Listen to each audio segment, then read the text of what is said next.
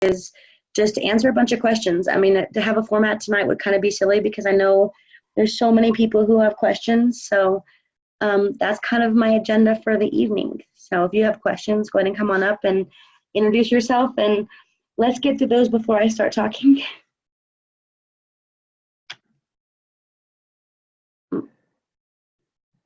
Anybody? Let's see.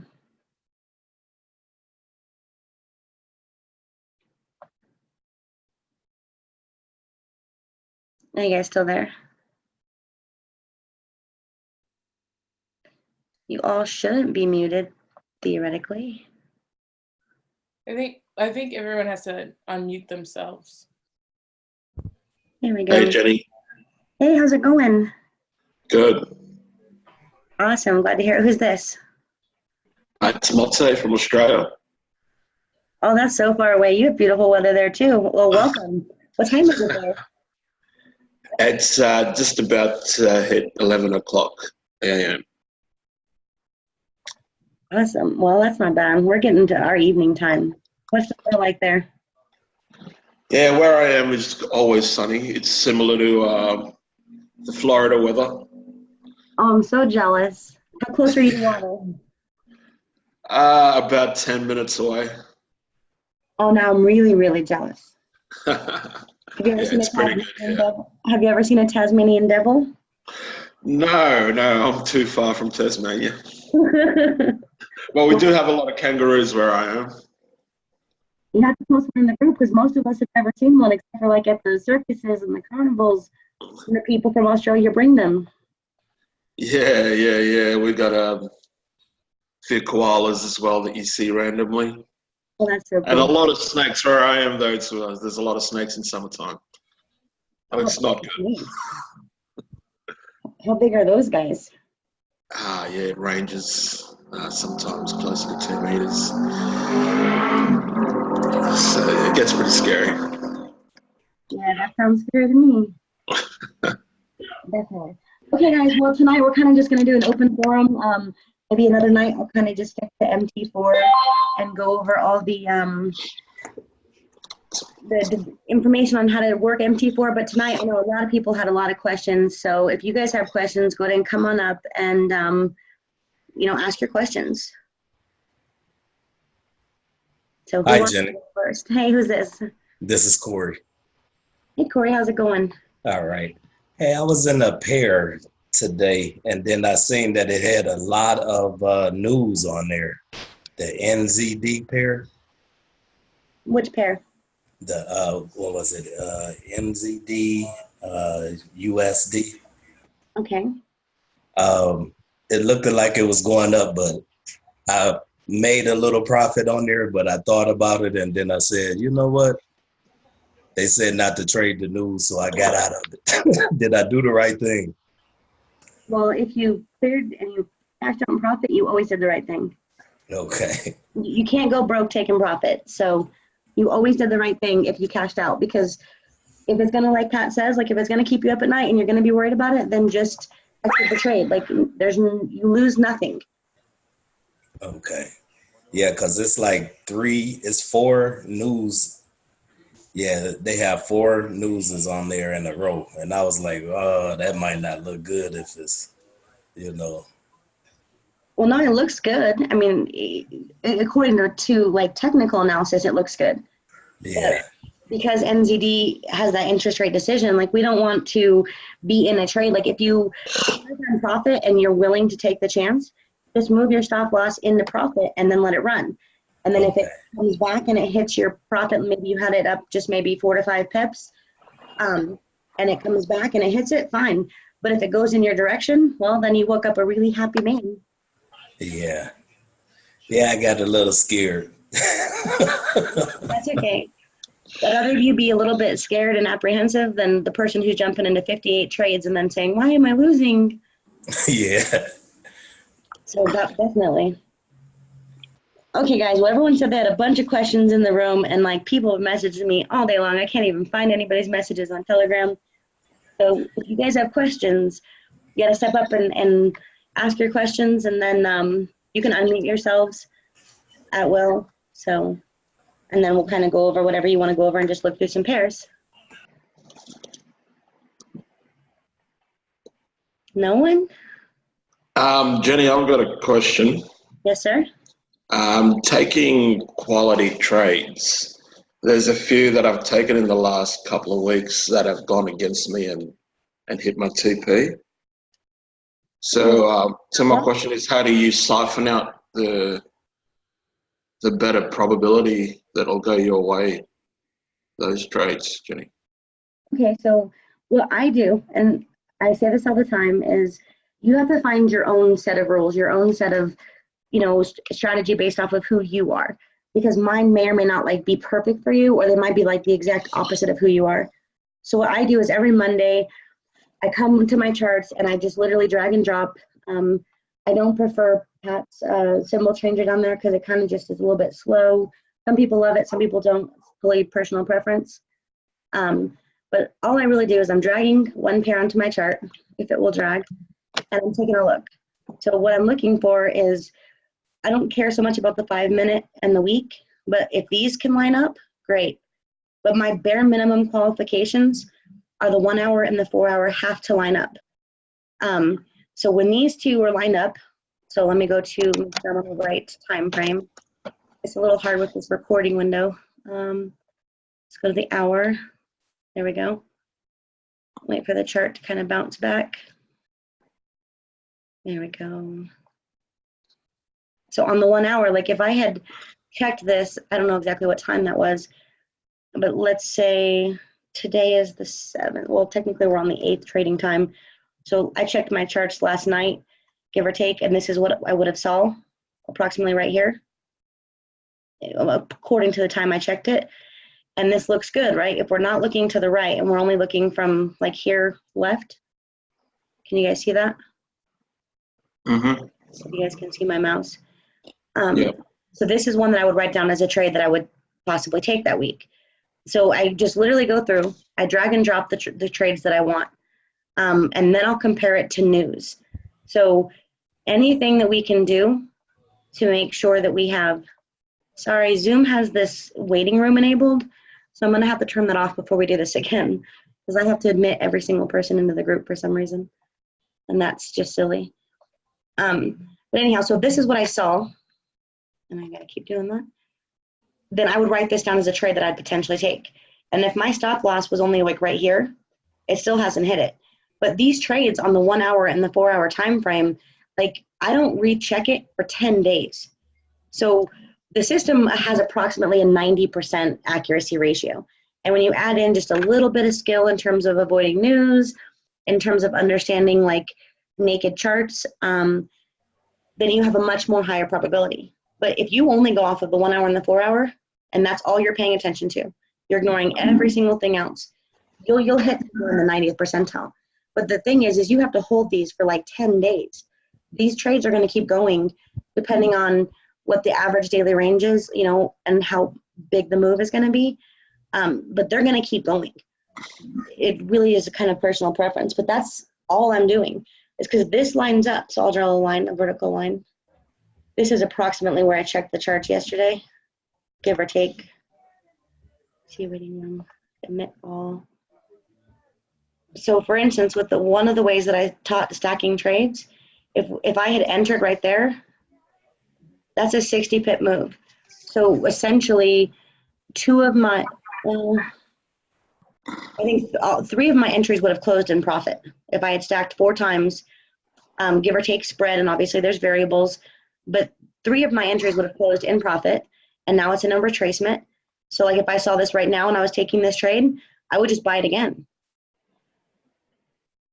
That's it, because we've got another support line, right? And if I go down to a smaller time frame, I'm guessing it's lining up pretty well. Yeah. The JPY is kind of strong though, because you have to realize that the whole system was kind of closed for however many days due to that JPY news or holiday thing. So all that Japanese yen money is kind of flushing into the market, which is the reason why the Japanese yen is it's going extremely high, and it's going to keep going high until the books are balanced, but then trading will resume as normal. Does that answer your question? Mm-hmm. So that's Hey, really Jenny, it. Go ahead. Jenny, do you ever day trade with this system, or do you only swing trade with it? To be transparent, like I have played around with the scalping and the now and later. Yeah. To me, and again, the reason why Pat and I agreed to do this is because we have a lot of strengths and our personalities play well on each other, but nothing I say is against him and nothing he says is against me. Mm-hmm. Okay, so now that I've had that little disclaimer, I personally don't think using a 15-minute chart is a scalping strategy. 5 minutes is a scalping strategy. So in terms of like day trading, if you were to find a 5-minute trade, and this, when we show this on a video, it looks so easy, but then you hit a stop loss and you're thinking, oh my gosh, why can't I get this right? Right? But what you're not getting right typically is the take profits or a trailing stop. Because if you had a 20 pip take profit, this one would have closed, give or take spread. That one would have closed. And if we scroll back in time, like just randomly, and this isn't even like a fast moving pair at all. Let's just scroll until it stops. Not there, because that's got a gap. So pick any of these. Oopsie. I'll be in front of my computer in a couple minutes. I had to go get some groceries out the car real quick. So I'll have more questions in a couple minutes. If anybody else got any other questions? It's okay. Yeah, everyone's messaging me, and now they have a chance to speak up, and they're like, "Don't you think this sound dumb?" I mean, none of us are experts. We're all just learning. You know, when I first learned trading, one of the people who taught said, "I'm a student always." So that's kind of the way we treat this. We have a lot to learn. So like I was saying, right now we're on the 5-minute chart. On any one of these moves, so even if the triple arrow reset and you got in, well, let's see. Could you have cashed out for a couple pips on any of these? Yes. And of course, the bigger ones have bigger potential, but you don't know that when you first see it. Let me ask you this. If you're scalping, how often do you find it an issue scalping foreign currencies because of this larger spreads? I would say use CoinEx. They used to be FinPro. CoinEx bought them out. They have a really good withdrawal standard, which is the biggest concern.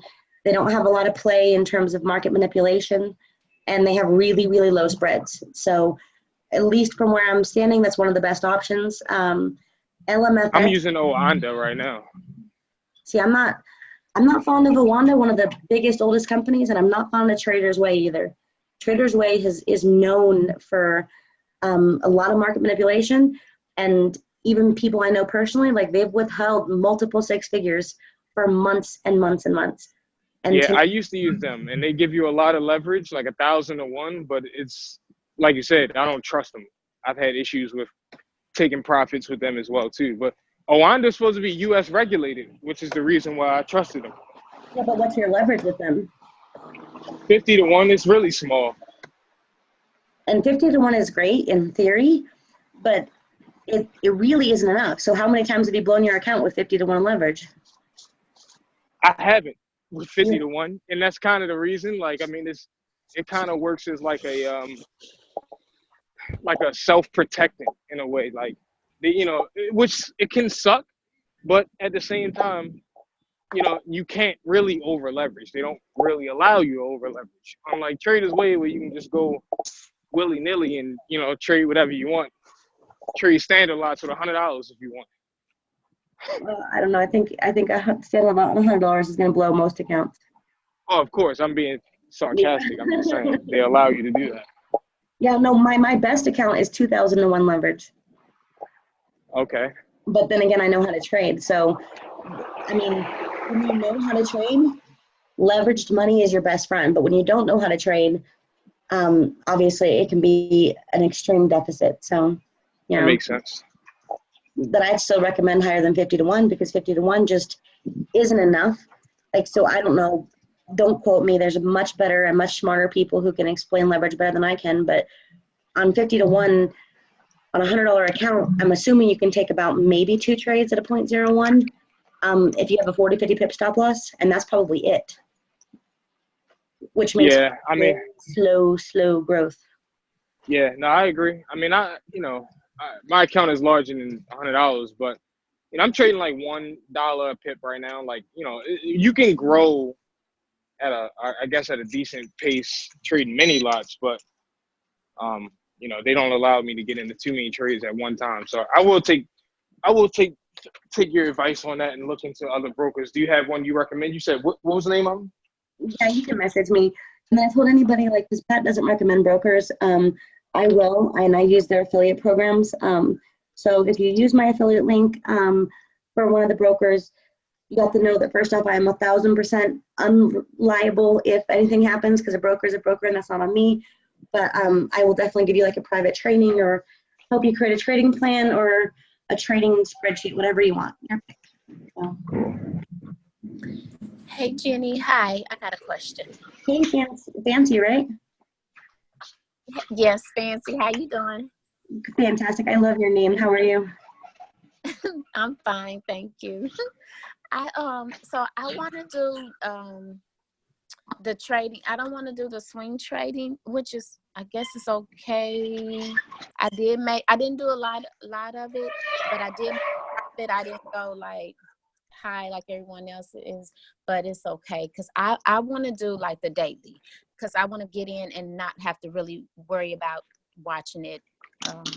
So my question is, can I start doing the daily with just $100 in my account and just do what is it, 0.1 on a trade, or is that too low? I've said this before and I'll say it again. I have no business answering what lot size to use, and neither does anybody else, because I don't know what your broker's fees are. I don't know what your spreads are. I don't know what your leverage is. Every broker has different swaps. Like some brokers have an insanely high swap on euro odd. Like it blew me away on so many different brokers. It's insane, especially like on Wednesdays. There's so many variables. I am not the person, and nobody is the person to answer that. But I will tell you the standard rule of thumb is 0.01 for every $100. So that's a mini lot for every $100 you have in your account. That's kind of like across the board if you're looking just for an easy way. But the best answer would be to type into a calculator what your stop loss is and decide how much you're willing to risk per trade. So like if you were doing the savings account method and you're taking 2 trades, you're never having more than 2 trades open at a time, and you're willing to risk 10% on each one of those 2 trades.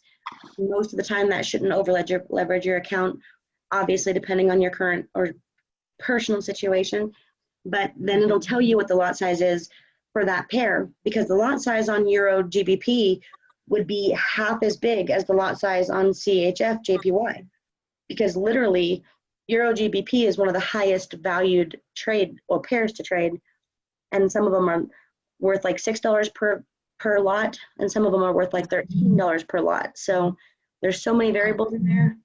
It depends on what pair you're trading, what your account's set up like. Best advice is please use a calculator. If you're going to treat this like a career, it's worth your 5 minutes to learn how to use that calculator. Okay, and the calculator, is that the FX calculator? I prefer the FX calculator. There's a lot of free tools you can put on MT4, and then there's at my FX book, which is the one that I use. And then Jennifer in the group, she actually suggested Stinu. It's a free app for Android and Apple. And I've looked at it, it's pretty good. It doesn't give you a bunch of information, but it's good. Okay. Now my other question is, because I want to get real serious about this. So my other question is that I need to understand, how do I go about finding out what my broker fees are? Like, I know absolutely nothing about trading other than what Pat has been teaching us and looking at his videos. I was in IML for probably like 30 days, and I can't say I learned a whole lot because I didn't get deep off into it. So before I got with this team. So I want to get serious, but I want to make sure that I'm on the right page as far as finding out the information that I need to do for myself, as well as the information that I'm gathering from Pat and you. Okay. So The best thing you could probably do, I mean, that's kind of a all-inclusive question, is it's essentially how do you learn trading? I mean, if you want to treat this like a career, like I said, and you're dead serious, and you definitely seem like you are, you're in the group, you're asking questions, you're participating, first off, it takes time, and please let Google be your friend. And in terms of your broker, they have your money, they want your money, they want your business. Believe it or not, the more money you make, the more money they make. So in general, I don't personally believe brokers are your enemy, because we're all in business. Then again, I'm a business person, so I understand the concept a little different than most. So having said that, I have yet to have a broker whose customer service was absolutely horrible. Like most of them, they are going to sit there and they're going to chat with you. They're going to answer your questions. 90% of the time, it's not somebody who speaks super fluently, but they, at the end of the day, will answer all of your questions. So if you're using whatever broker, get on there, click the chat button and say, okay, what are the spreads? And they're going to send you a link, and then say, okay, what is the swap fees on Wednesdays? Are there any other fees that I need to know about? And then just be super clear, make sure you ask the right questions, and I promise you will get all the information you need, and then you'll understand way better.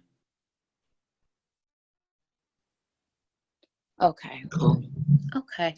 That's what I do. I didn't know that I can utilize them that way, but would they be able to, like, so I guess my problem is some of the things that I need to know, I don't know that I know them. So you basically tell me I should use, that's when you said I need to use Google as my best friend, right? To find out what else I need to know, right? Yeah, I mean again, I came from IMIT, just like you did. I did spend a lot of time there, went through the training a bajillion times. But at the end of the day, like, this is still a profession. People go to school for this, and you can do super well even without all the answers. Like Pat said, and he laughed when he said it, and I kind of loved that, because it was like, I don't know how to count pips on USD Mexican. I don't know how to count pips on crypto, because I don't need to know that to make money. So a lot of people are sitting here getting stuck on, they're not necessary bits of information. They're kind of stuck in over-analysis paralysis, if you will. So it's not making a decision because they don't feel like they know enough. But this system is, enough. Like, that when this happens, you have a really high success, a high rate of potential of this is going to go out for so many pips. You take the trade, and if you did it right, with the right confirmations, you got some pips. If not, maybe news went against you. Like, you don't need to know everything. You can learn as you go. Okay, because I think sometimes I'll be overthinking and not knowing, and that I confuse myself. So thank you. That was great. No problem. I do the same thing. I mean, I do it all the time. And I'm working on it because I'm still a work in progress, is that getting stuck, because there's new levels. New levels bring new devils. So I have to kind of get out of my head sometimes and say, wait a minute, this information looks really important, but how important is it? Right. So just start. Okay, Jenny. Hey, how's it going? All right. How you doing? I have another question for you. Farthest one, that now later strategy. Now he says enter on the 15-minute chart, right? And if you want to put 2 positions in, and the last position, let it run. I have a problem with that part because I don't know if I'm doing it the right way or not. Can you kind of like explain that last position running? Okay, so what he means is, for instance, let's pretend like we took this trade. I'm going to move my little line, if it will let me. It's really hard to see with this window. Let me move this. Hold on. There we go. Now I can see it. So let's pretend like, I don't know what time this was, but let's just say with a little bit of grace, we kind of caught this trade at the perfect time. Okay? Okay. Which isn't super realistic, as you know, but let's just say pretend we did. So he's saying if we entered this trade, the seabird came up and we entered the trade somewhere in here, right? Yes. I'm going to omit that person. I'm going to draw a vertical line right there. Okay. If you took a trade, you took 2. So if you did one-click trading, You hit buy twice, right? Yes. And then you would go in and kind of edit them. If you watch the videos, you know how to do that. So one of them you'd have whatever take profit, and then the other one you're letting run, which I love that strategy. I love it for people who can be in front of their charts. But the problem with that is a lot of the market goes up and it goes down. So this technically, I mean, let's just say you got 30 pips because I try to round down. 30 pips is a lot. So did you catch those, or did it already retrace all the way back down? I already caught those pips, and then it retraced back down. And that's what I was worried about on that one trade that I was just saying that I talked to you about. It was, what was it? NU. Okay, let's go to NU on the 15-minute. So there we go. So you bought over here, or Yep. you bought here? Yep, I think I went back towards back there, but yep. That was Okay, it. the first thing is Australian, so I don't ever trade odd NZD. And the reason why, and that's like one of the only pairs that I seriously just don't trade. And the reason why is because those two currencies, like they move almost the exact same. So when odd is strong, NZD is strong. When NZD is weak, odd is weak. Okay. But I'm telling you that because odd had news. I'm assuming this is that news candle. Yep. So, and NZD just knocked you out. And in that case, there was nothing you did wrong. Like, that's one of those things that everyone wants this magic sauce to, the secret answer. But there's no secret answer. If news knocked you out, news knocked you out. So, but if you had a trailing stop on this, so where did you get in? You told me, right? Yep, I got in right about there. And then actually I won the trade because of the news. It hit it. But then I stayed in to let the other one run. And when the other one ran, it pulled all the way back. And I was like, I don't know what to do now. Just stay in there, or, you know what I'm saying? I do believe NZD is going to keep going up. And that's the beauty of the triple arrow system. Essentially, all that happened is we created another wave. So it's not like unheard of. There's still a very high likelihood this will go up. However, NZD has an interest rate decision, so be mindful of that. Definitely keep your stop loss close, which is a little bigger than you wanted it. But so your stop loss, let's say, you said you got in around here, 6.6, let's say that. Yes. So that stop loss is still only 22 pips. That's not bad. Okay. Well, plus spread and fees and whatever. That's still that's a reasonable amount. That's definitely not bad. But in terms of your actual question, that's where personal choice comes in. I can't give you a direct answer. Pat can't give you a direct answer. And the reason why is because you can turn like a $50 account into 10 grand in 30 trades. Okay. You need a good enough leverage. I think you need 1,000 to 1 leverage to do that. But based off of only getting 20 pips. So if you find 30 trades where you can cash out with, let's just say 24 pips, because you need to cover the spread and the fact that some pairs trade less than $10, you can literally turn $50 into $10,000 in 30 trades. And I'm big on all those numbers because it shows you what's possible. But everybody wants to catch the big move, or they're so afraid of missing out. The reason why I don't mind my trailing stops is because if this had happened to me, then again, a couple of my trades would close and profit, and the rest of them, well, I don't know if I would have taken this trade. Let me go to I don't trade off the 15-minute. I just don't. It's not my friend. So let's assume that big arrow was right here. Okay. Okay. The odds are reset, if I'm guessing. Just a guess, but probably right. So if this was the big arrow is approximately 13 pips big or long or tall. So if this is where it was, we'll go off of this one. 13 pips down. My stop loss would be here. Let's see. So, and this is all just speculation because trying to run a back tester on a video is hard and it takes time to set up. But basically, if I had entered this trade, assuming that the big arrow was right here at the lowest low, all before the news happened, right? Right. What would have happened to me is, okay, if I was waiting for confirmation, I had my MACD cross, I've got my volume kind of going over the zero. And like, let's say for me, I think that's enough. I've got a bullish engulfing candle. You can see that candle right there. Yeah. That's a bullish engulfing candle right next to a doji. That's a really good indication like this is going to go up. So market told us what was going to happen before it happened.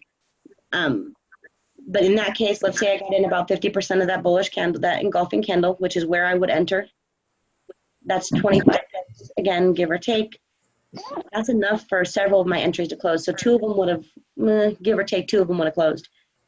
And then if it keeps going up, great, and if not. But again, the way I stack is my heaviest position, so like my position that I'm risking the most in, closes at 20 pips, 22 pips. Okay. This way, so depending on what your tolerance for risk is, depending on your trading style, let's say you want to stick with what Pat's doing. So if you risked 5% on that first trade, okay, you'd have to pull up one of those calculators to do this, but let's just say this was a 0.5. That's a heavy lot size, right? Yes. Your 0.5 closed, and at 0.5 you cashed out with whatever amount of dollars because this is a USD pair, and now your other one's running. This one cashed out with $40. Am I right? Yes. Well, five times 20. No, that's $100. So you cashed out with $100. Okay. This one's only, and this one you only risked a couple percent on. Say this one you risked 2% on. This one would only be down right now by give or take $20. Okay. Do you follow that math? I mean, that's kind of math in public, which isn't my strong suit, but that's the reason why I trade the way I trade. So that heavier one closed. So now my free margin's freed up. My account is now larger, and this little $20 drawdown isn't bugging me. Okay. And again, if it hits the stop, it hits the stop. We can't control that. Does that help? Yeah, that does help. So you just let the other one run. Now, this is another thing that I was kind of lost at. When you let that one run, do you change time frames? Or do you stay on the same time frame that you traded? Well, what Pat was referencing in the meeting on Monday are these stair steps. So all I did was click the 4 hour. Now we're on the 4 hour chart. Maybe I should change my stats so you guys can see. So right now we're on the 4 hour chart. Sorry, I've got this video window, it's all weird. So let's go over this way. Let's find the last cell. Well, there is still a buy on the 1 hour, huh? On the 4 hour. Let's go to the last time it told us to sell.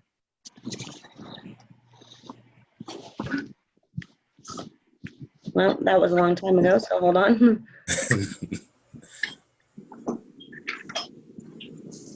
Well, that was a while ago. Maybe I should just pick a different pair. Okay, there we go. The last time it told us to actually sell, and this hasn't reset at all. He's referencing this stair step, right? And then this stair step. Okay. And this stair step, right? So he's saying if you see the big arrow, okay, what you're doing is you're selling off of that. And that takes patience. So if you want a 20 pip strategy, just use a 20 pip strategy. Until you build up the confidence and the understanding, that there's nothing wrong with that. So you can use the systems. I mean, I would reference this, the daily average, and I got this from one of the rock stars in the group, actually. I think and love this tool. I used to have to go to this website to find this information. Now it's right on my chart because this tells you how much this pair moves per day, average daily range. I'll drop this in the group too. So this might be more information for another night, but this tells you a whole stinking bunch, like a whole bunch. So if you were going to take this trade based off of the downward arrows and you took it on the 15-minute, you could go for 50% of the daily range or the whole 40, and that's your take profit. And that's all you're trying to get from this trade. That means you don't want your stop loss any bigger than 20 or 40 if you're going a 2-to-1 or a 1-to-1 ratio. And only sticking with that using the three arrows, you're good. You don't have to try to catch the hundreds of pips. You don't have to try to only go for 5. It's 1,000% your preference. Okay. Because again, this move, which You see us drawing on these charts, and it's not because we know more than anybody else. It's not because we have some magic power, but this move went 175 pips if you held it. But if you were tripping every time this happened, you're never going to hold it for that long. Okay. And that's the thing about trading is you think you have to trade every day, but you don't. Like if you picked 4 pairs per week and you're never more than 4 pairs, you might have spent an hour trading, especially if you had trailing stops. So if I had taken this trade, I'll draw a line. I've got my MACD crossover, my money tree string line, which you guys know I love. The new buy sell lines, big arrow, little arrow, and the seabird we kind of readjusted to be a little faster. And then we've got the crossover. So let's just say we got in right there. And that was enough data for us. Again, there's no guarantees, but it would have pulled back a little. Well, this is a slow moving pair, but you know, and there's a spread. So it probably looks like a 20 pip pullback, although it's only 10. What would have happened if I had my stacked entries is I've got 1 that closed, 2 that closed, and then I ride it all the way down. Okay. And that's not hard. But that's the problem if you don't have a trailing stop or a take profit, you could be 180 pips up and then now you're no pips up. Okay. You have to decide, like, and you can't just decide because it feels good. You have to decide based off of some actual information. You're not going to go for a 300 pip move on, you know, a super slow moving pair like, you know, CAD, CHF or something. It's just not going to happen. Okay. Penny, what did you guys change the seabird to? Okay, so let's check that out. On the screen. So the seabird is kind of modeled after the stochastic, as you guys know. And if you scroll down to the number that says MA2, your chart probably says 35. Pat had moved it to 21. We were kind of playing with the few. I still have this one at a smaller time frame. So that's at 21 now. It's a little bit slower. That's where it's at. Hey, Jenny. Yes, sir. Go ahead. Okay. When price action goes outside of the auto trend lines, does it automatically reset? And then on the now later strategy, you mentioned you'd probably consider using the 5 minutes. So would you use the 5, 15, and 30 as confirmation before you get into it to scalp it? Okay, so for scalping, I was kind of super lucky. For those of you who know him, I was kind of in the Dr. Spiller's group. He's a multiple 7- and 8-figure trader. So I know a lot about scalping. It's just not my friend, first off. Because, again, money is only worth so much if it takes all of your time. So having said that, I'm not in love with scalping. But let's play around here. I'm going to try to make this bigger. Insert. This is way easier on Trading View. No, I'm just going to use a line. But let's say we wanted to take this trade. I'm on the 5-minute chart. This is not a heavy mover. This is not a GBP pair. Okay. And we waited till the seabird came in. So we're going to get in after this line, right? Notice how you really can't use the AA lines as an indication right here because you don't know where they were in this moment. They could have been right here. The AA lines readjust according to the current trend, not according to the past trend, right? So for this example, we're ignoring the AA lines. Fair enough? Yeah. So, but in this example, we have our big arrow, which all this is showing us that a big move is coming. It's showing us that one of the waves is complete and there's a high probability of a turnaround. It might come now, it might come later, we don't know. But that's why we don't go off of this. The little arrow is programmed kind of somewhere as a mid-grade, and we know that the seabird is programmed off the stochastic. This is programmed off of having so many bars that stalled out or didn't go above or below a certain price, if I'm not mistaken. So now that we understand how this whole setup works, what do we see? We've got our signal line crossing on the MACD, and MACD is extremely accurate. For how much it's accurate, that's where everyone gets tripped up. But every time these crosses happen on the MACD, Price moves. It's a matter of, did you catch the right amount of pips before you closed it? And that's where scalping kind of comes in. So this is a beautiful example, but not every example is this pretty. So let me try to make it big. Here we go. Oopsie. Wow. Okay. Not going to let me make it that big. But what we have is we have the two EMA crosses, right? We've got that money line. So we've got a lot of confirmation here that says this is going to happen right now, right? Scalping is only meant to be for a couple of pips. So that's 10. That's 12. Could you have gotten your couple of pips? Yes, could have. But if you're going to learn to scalp, you have to realize that you're not going for 30 pips unless you're going in the direction of the trend. The full potential of this isn't very much. Even at its peak, it's only 13 pips. That means, but do you realize how many hours you had to sit here to catch 13 pips? Because we can count them. Hold on. Let me move this down. Okay. 1, 2, 3. 2000. So that took almost 3 hours to catch 13 pips. Do you see that? Yeah. Now, depending on what your lot size was and what you're worth per hour, that to me isn't super worth it. Does that make sense to you? Yeah. Agreed. Well, because a long time ago when I first started businesses and, you know, my mother tried to convince me to incorporate and I was really young and really dumb and I knew better, right? But she was explaining to me, okay, well, what is your time worth per hour at the rate I was making money? And of course, it took me a long time to kind of wrap my head around the concept because sometimes I can be pretty stubborn. But if you decide what your time is worth per hour, if this scalp is worth it to you based off of your lot size and your account size, by all means scalp. But if not, maybe look for some longer term trades because that's a pretty big chunk of time to get 13 pips. Or could you go for like the fast moving pairs then? Of course. But you have a lot of Slow moving trade-offs. pairs? No, again, I've said it before, I love my GBP pairs. But when GBP moves, it moves and you can't throw a fit because you're going to get knocked out of GBP a whole bunch.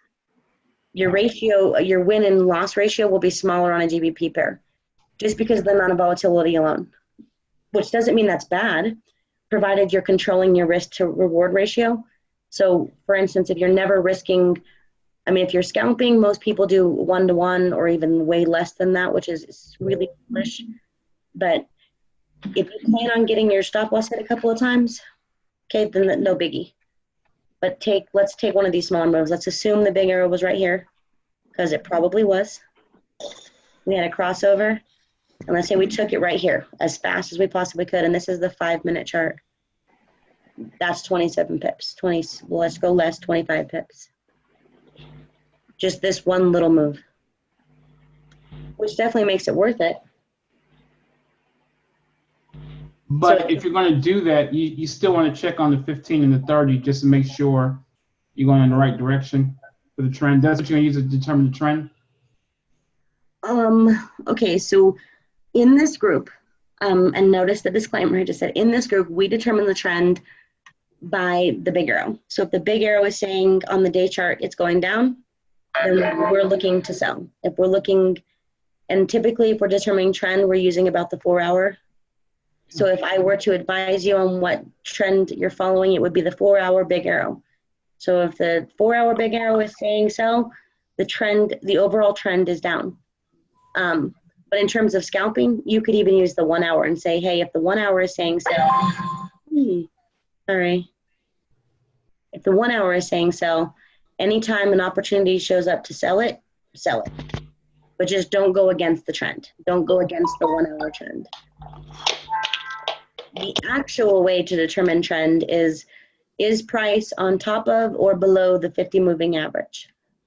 If it's on top of the moving average, then it's buying. If it's below the moving average, then it's selling. That's the actual way to determine trend, at least as far as I've been taught. Okay. Jenny, Quick question. This is Mike. Hey, Mike, how's it going? I'm doing great. I appreciate you doing this training for us. I had the privilege of watching another one of your trainings over the weekend, and I found it to be very helpful. My question is, to scalp with the 5-minute time frame, would that be better left to a more skilled trader? I mean, because it just seems like, and I'm a relative novice at this. It just seemed like 5 minutes you kind of have less time to kind of make up your mind and make your move than you would on the 15. Or is it just the same process in terms of just looking at the 2 higher time frames for confirmation? Again, at the end of the day, guys, this is personal preference. So I know that coming from the people who are making a lot of money, like stupid amounts of money, most of us people, we like the 1 hour and the 4 hours. So that alone should tell you something. Having said that, the 5-minute, you can use the 5-minute, just make sure it's in the right direction. So you have no time to make up your mind. But sometimes that's a blessing depending on your personality.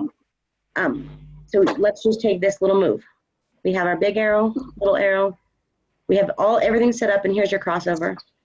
It went against you a couple pips, so you got to add spread into that, and a 10-pip take profit. You would have hit it. You would have hit it. Okay. But again, this probably took 3 hours to make that 10 pips. So if we just scroll back in time, I don't want this perfect move because that's a bad example. That doesn't always happen. Let's get an ugly move because we all know what happens on the perfect moves. Of course, those are perfect. Hello. Let's go to some of these ones that were like, well, what would have happened right here? Would you have been able to get out? That's, well, maybe. And then it went against you 15 pips, which isn't huge, before it dropped.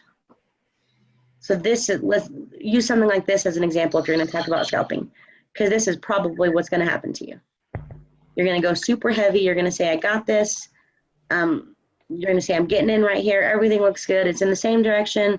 And you get in, and you're super happy, but you have to cover the spread.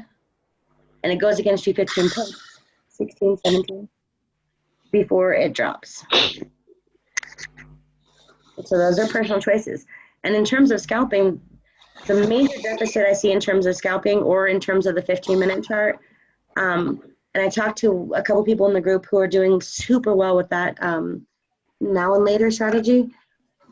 The deficit to scalping, guys, is that your stop loss has to be either equal to or bigger than your take profit, which is rule number 1 in trading. Like, you shouldn't have your stop loss bigger than your take profit. That is a negative risk to reward, and that is not a wise decision. Does that make sense? Yes. But it's not wrong. There are people who make millions and millions of dollars going for 3 pips. And like, you can do that. Obviously, you have to consider what kind of lot size you would need to make that happen. So it's possible. But you just have to know what you're doing. Your skill set needs to be much higher, in my opinion, for shorter time frames. See, all these new people join the group, and that's why Pat had decided, okay, let's look into something shorter time frame, because people can't, well, a lot of people weren't quite ready, I should say, to maybe hold these trades for long enough to see what would happen. So it works, but just be mindful that you have to understand a lot more to be successful on smaller time frames than you do to be successful on longer time frames. The knowledge you need is more. Hey, Jenny. Yes, Jenny? Hi. What is this money string? I saw you posted that in the group, and I'm like, okay. Okay, so this is basically just a whole moving average. It's nothing fancy. You can get it in the marketplace. It's free. I like it because I can program whatever moving average I want. So for a while, I had it set at 33. You can have it set at 10. And what does that mean?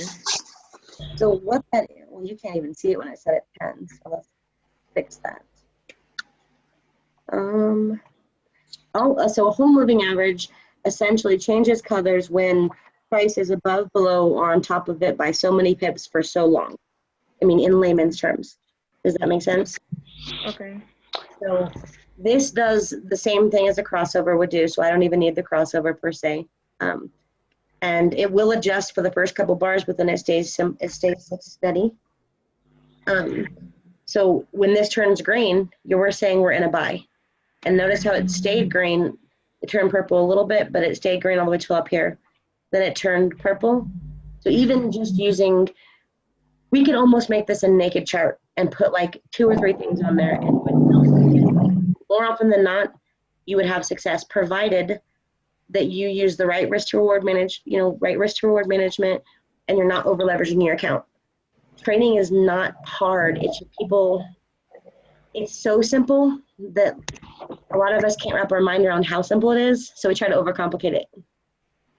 Like, that's it. So even take this move. The big arrow was over here, and say I just didn't check it because I was out and about or I was at the gym. Even just this move, that's 60 pips. Just from right here, we've got the MACD crossing the 0 line, little arrow, seabird, our buy-sell line, still in the same direction. Money tree string turned the colors, and boom. And that happens everywhere. Everywhere. And what moving averages are those? These are Pats, I'm pretty sure. Actually, I think I might have it slightly adjusted. If it will let me do it. So that's an 18. And that's an 8. So his are 9 and 18. I have it slightly faster, so my 8 is actually an EMA versus an SMA. So it happens a few candles earlier And than the 18 is an EMA too? The 18 is an SMA. Oh. See? That's it. You're welcome.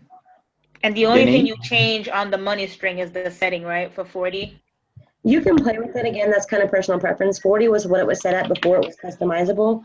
And I like it. So I kind of keep it at 40.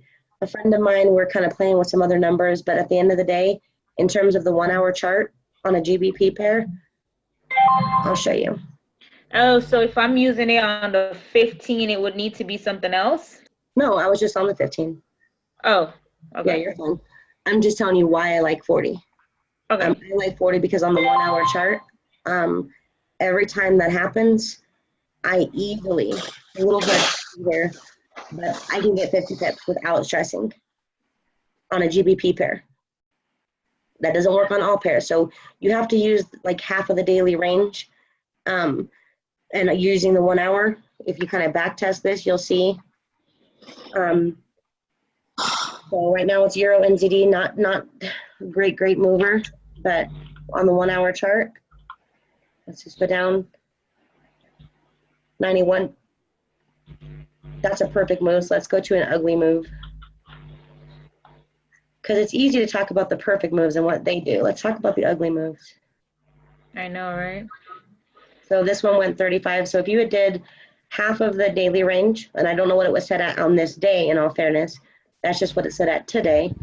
But if you did half of the daily range with the 30 pip trailing stop or 20 pip trailing stop, you would have still cashed out in profit. Or if you had no trailing stop, okay, and your stop loss was at the previous low or this previous low, it didn't touch those, so that's a 39 pip stop loss, and then you still got your average daily range. See? And this is ugly. Does that make sense? Mm-hmm. And that happens everywhere. Well, especially with the trailing stop. Trailing stops, people don't like them because they knock you out and then you miss out on all the big pips.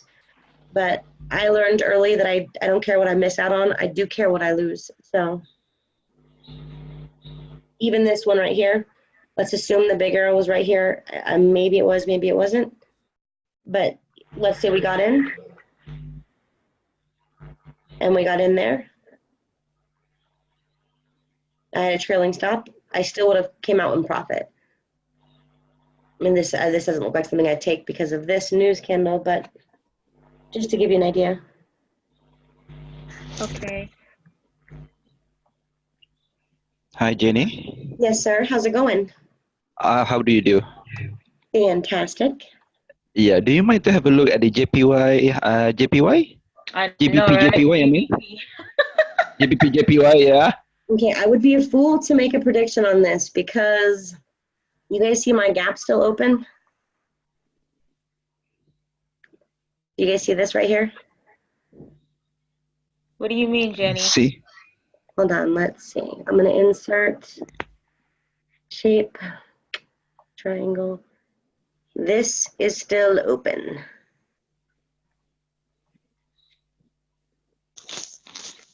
There's no candle here. See that? Okay. So I'm going to make it bigger. So no candle to come up to fill it, you're saying, or? Yeah, so it's now, again, across the board, market rules is that gap has to fill. But it doesn't have to fill today, though. And because everyone probably like in the world is buying this pair right now, I'm sure the market makers or whatever, they're just going to keep pushing. So I personally am going to buy on this. I am upside down by, I don't know how my pips, I'm pretty heavy on it. My account can hold it. I won't trade any other pair in this account because of how big my lots are on that. So this has to go back up. But here, let's go to a naked chart. As you see, I'm kind of paying attention. This is just naked charting, right? We have it stalling out in this area quite a bit, right? So this is kind of a really key support and resistant level. You guys see that? Mm-hmm. And I'm watching this pair pretty heavily because it could very well push. If it does push down, a lot of the experts are saying it's going down for 200 pips before it goes back up. Some people are saying it's going down for 400. Oh my God. That's a big, because listen, this is one of those moves that like make history. So what my hope is, I don't know who asked that question. Remember how the Japanese government was shut down for like 10 days, right? Yeah. Mm-hmm. I personally believe that the yen is strong because you have to realize how much currency wasn't processed during that 10 days.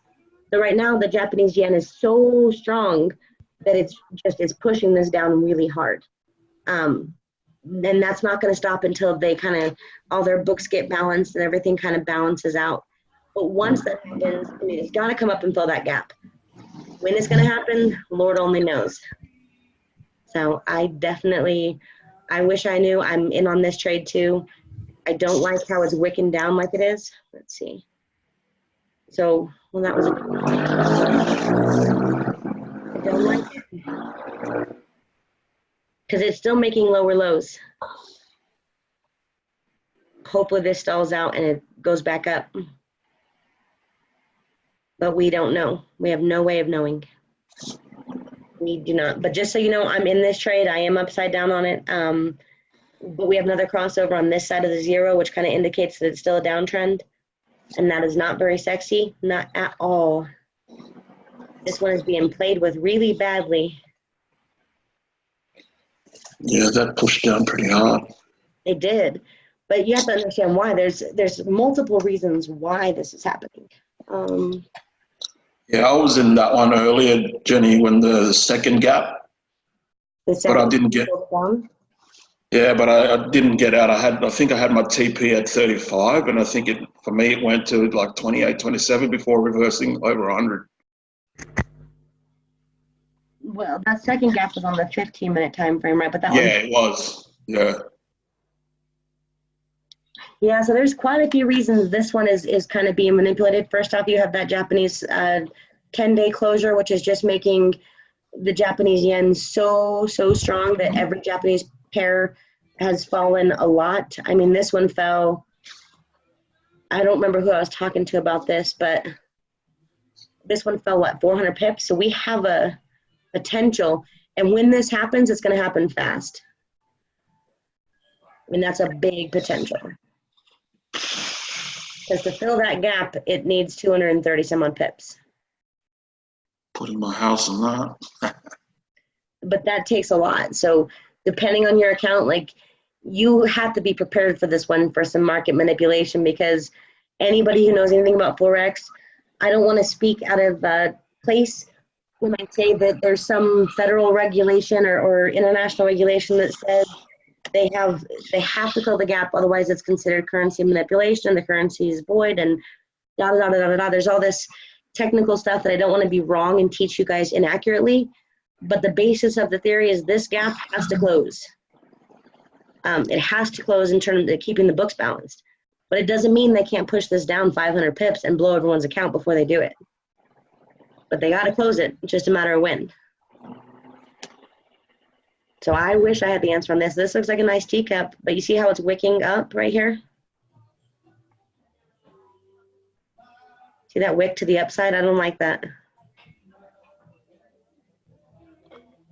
And this is on the 1 hour. Yeah, I don't like that. And then all these right here, these are no momentum whatsoever. A lot of indecision in the marketplace.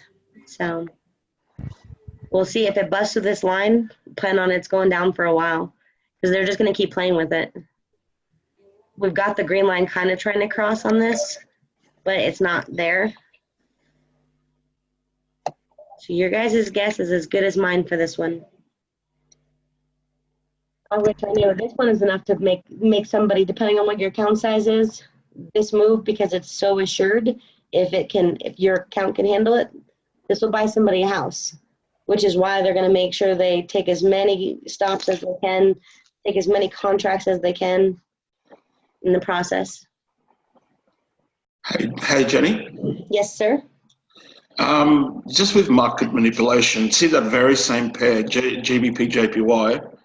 I could see Silva in there. Him and I are on this broker in Australia, and last week, I think, Tuesday, it spiked down for almost 500 pips on our, but it wasn't on anyone else's chart, but for us, it went down, I think, yeah, almost 500 pips. What day was it? Time frame, what time did that happen? I don't know if Sylvan can hear me there, but yeah, I can hear you. we're both. Yeah, man. Remember how we were discussing how that spiked and it kind of wrecked the charts for like days. Yeah, that's what happened. Realistically, last time it happened, I called them up and they actually rectified it. It's actually a 1 minute candle, and it only happened on their system. So I don't know if they can. I've got two MT4 platforms open, and one of them has the chart on the candle there, and the other one doesn't. That's why I was a bit. I was a little, questioning whether this broker's being serious the way they function at this point in time. So yeah, I'm looking at different opportunities at the moment.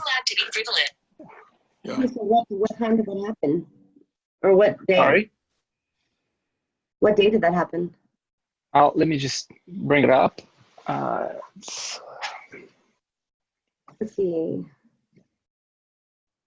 Jesus. I think it's only for us. Oh, jeez. Yeah, but I guess it only happened on the Pepperstone broker, I guess. Yeah, yes, it was, happened man. On a Pepperstone broker. That's I want right. to verify that a move is real. Sorry, I've got this recording software on my thing. Well, they did try to apologize, but I'm not so sure whether they did refund back your money. Yes, they actually did refund the money back. I'll be honest, they did that because I did make a bit of a fuss about it. And they did. I told them I'm actually in a group with other people and I can see other people's charts, and they refunded in 10 minutes. That's awesome. Most brokers will fix it. So sometimes, keep in mind, this is all just software. This is all computer programs. So if a broker made a mistake, brokers fix it. When I talk about like market manipulation, I'm talking more about the big money and the big banks. So if you realize what we're doing is we're buying one currency and selling another, selling one currency and buying another, right? Well, there's insider trading. So if Wells Fargo, one of the biggest banks in the US that does foreign exchange, if they have, let's just say for rounded numbers, $1 million worth of exchange from the euro to the US dollar to enter into the books, they can withhold that information for X amount of hours depending on federal regulations. and depending on holidays. So like they can decide to wait and wait and wait and wait until the price drops to where they want it, and then enter in all those contracts to get the best price, depending on if they're doing, entering in the euro, whatever, I can't think. What is the euro called again? That's sad, I can't remember. Whatever that's called. The euro, duh, sorry, total brain fart. I knew that, I was like, come on, it's so easy. But depending if it's the euro or like the US dollar, they can decide when they want to enter that. So like if this is a downward market and they're looking to start the buy, they can wait and wait and wait and wait. And them withholding that currency basically makes price drop further. That's what market manipulation is. So they're driving the price really, really low. So when they enter it, they have the best potential in terms of their gain. Like, I don't know how to explain that any better. But when I think of market manipulation, I don't usually think of brokers. Brokers are not your enemy. They're just in business, so they make mistakes. But I mean, other than some brokers can be bad. Like Trader's Way is bad, in my opinion. They're bad guys. Bad guys. News just hit on New Zealand. News hit?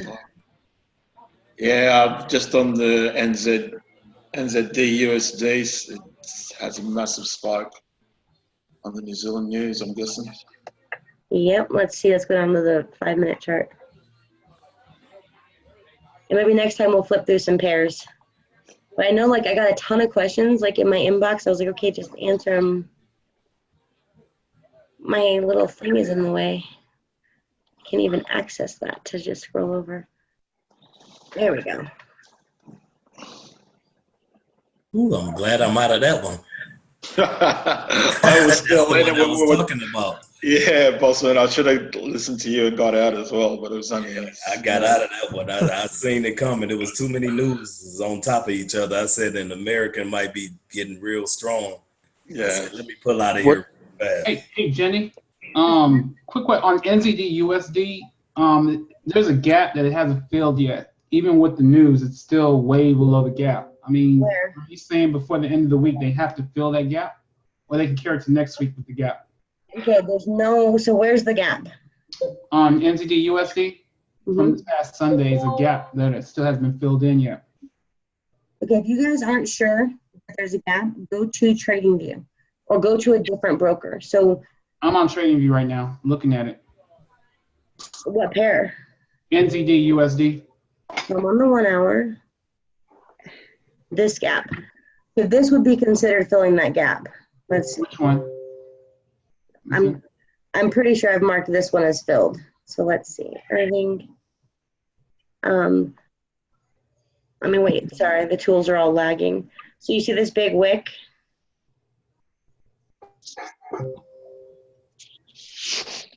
That's only a 6 pip difference. Okay. You see that? That's considered a big gap. Okay. So you see this big gap, but do you see this? Yeah. So this mostly, and if you're ever unsure, just go to TradingView,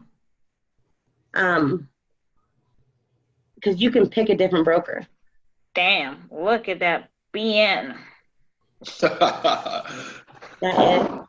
God damn. Well, at least the GBP went up. I need that GBP to go up. That thing is not being nice. Okay. So you can pick multiple brokers when you're on this. Yeah. So let's go to the 1 hour. Let's see if it filled according to this. So you see how close that is? Like that's, and you have to consider like the actual, how do you say, the spread, the variation in price. Okay. The markets are allowed so much play. They're just not allowed that much play. Okay, so you consider that gap filled then, basically? Oh yeah, I would consider that filled. Okay. So at best, you're looking at maybe an 8 pip difference.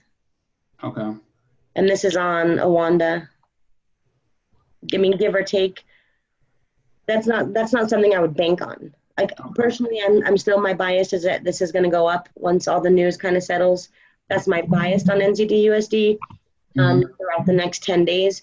But when I say that, I'm talking about not today. I'm talking about the next 10 days. Okay. That's still my overall bias. But like, would I bank enough to buy a house on this? No. Okay. Would I bank enough to buy a house on this? Let's see. JPY. And notice the difference. I can't type either.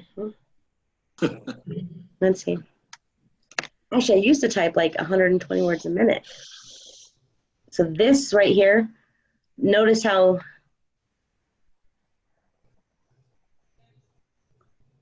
so that, oh, silly me, hold on. Again, well, let's not go dollar for dollar. Let's just kind of go in general. That's a big enough gap that that has to fill, okay? Yeah. So when we say it has to fill, it doesn't mean it has to touch this exact spot. It can touch right here. I mean, it could kind of just come up, but it has to do better than this. Yeah. So that's when that one's worth kind of putting your money where your mouth is. That's the difference. If that makes sense. Makes sense. And then the last question, when price action is outside of the trend lines, does the trend line automatically reset over time, or just going to stay outside till it gets inside the trend line on the auto trend lines? The AA lines? Yeah, the AA lines, yeah. The AA lines move, so if you want to know, it's a little hard with all this recording software to show you certain stuff. Have you ever used the back tester? Why won't it let me do this? There we go. Have you ever used the back tester? This right here? No, where are you? Can you see my screen? Yeah. Okay, so watch my mouse. I'm coming up right here.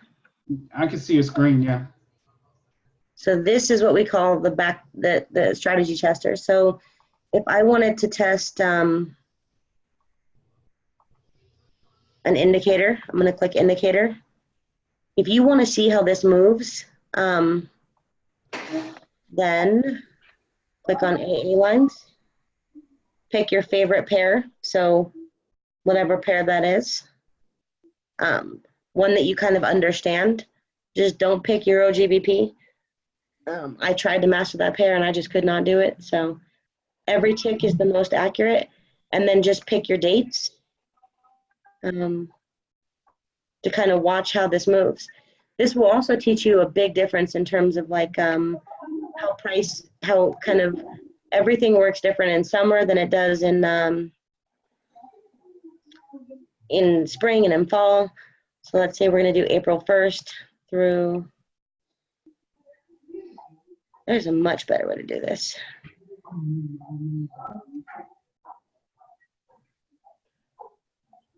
What would happen is, if you want to see how this stuff works in real time, and let's say you have a free Saturday afternoon, okay, watch this. So I've got it set on the 1 hour. What's your favorite time frame to trade? I like the 15-minute, but I could do 1 hour too. Okay. Well, you're going to see it move more on the 15-minute, so let's use the 15-minute. So I'm going to hit start. So I'm going to make this bigger. Whoopsie. I'm going to make it kind of big. I'm going to put it to my candles now. I really despise that grid, so I'm taking that off. Oh, that's not the right indicator. Oops. Sorry, I messed up. Jenny, you can just change your template. Just upload the template while it's on the strategy tester.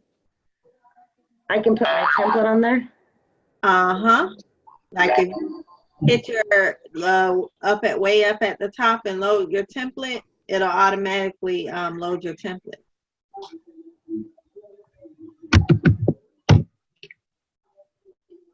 I just clicked on that. That's never worked for me.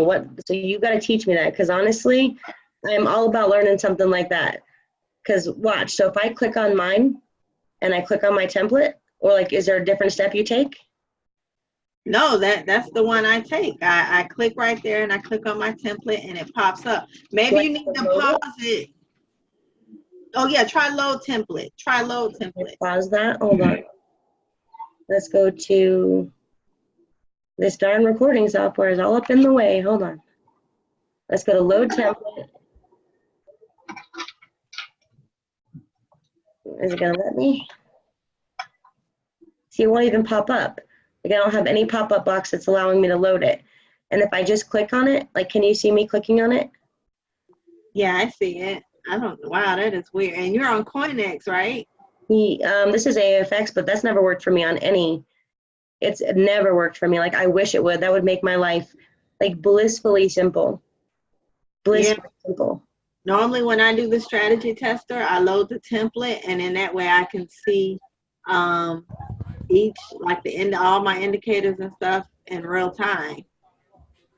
Well, and the data past time. Look, it's not. I would love to know how to do that, because watch, if I hit. You can drag it on from your navigator. Okay, so let's go to my navigator.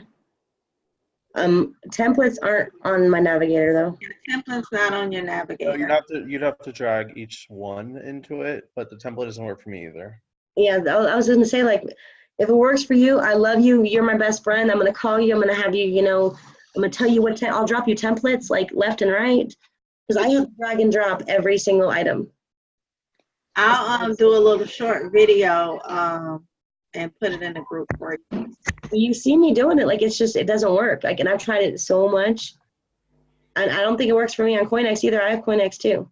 But anyways, I'm gonna press play. So whoever asked this question, watch how these reset. Just kind of, we can kind of hang out and talk and watch what these do. These blue lines are gonna move. So right now it's in a downtrend. We're probably gonna hit a weekend or something. Let's see. I'm gonna speed it up.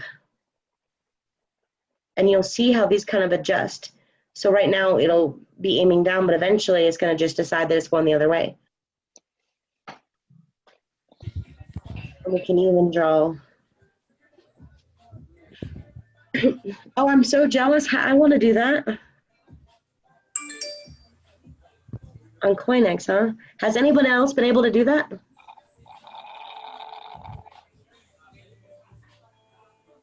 Somebody's drinking soda.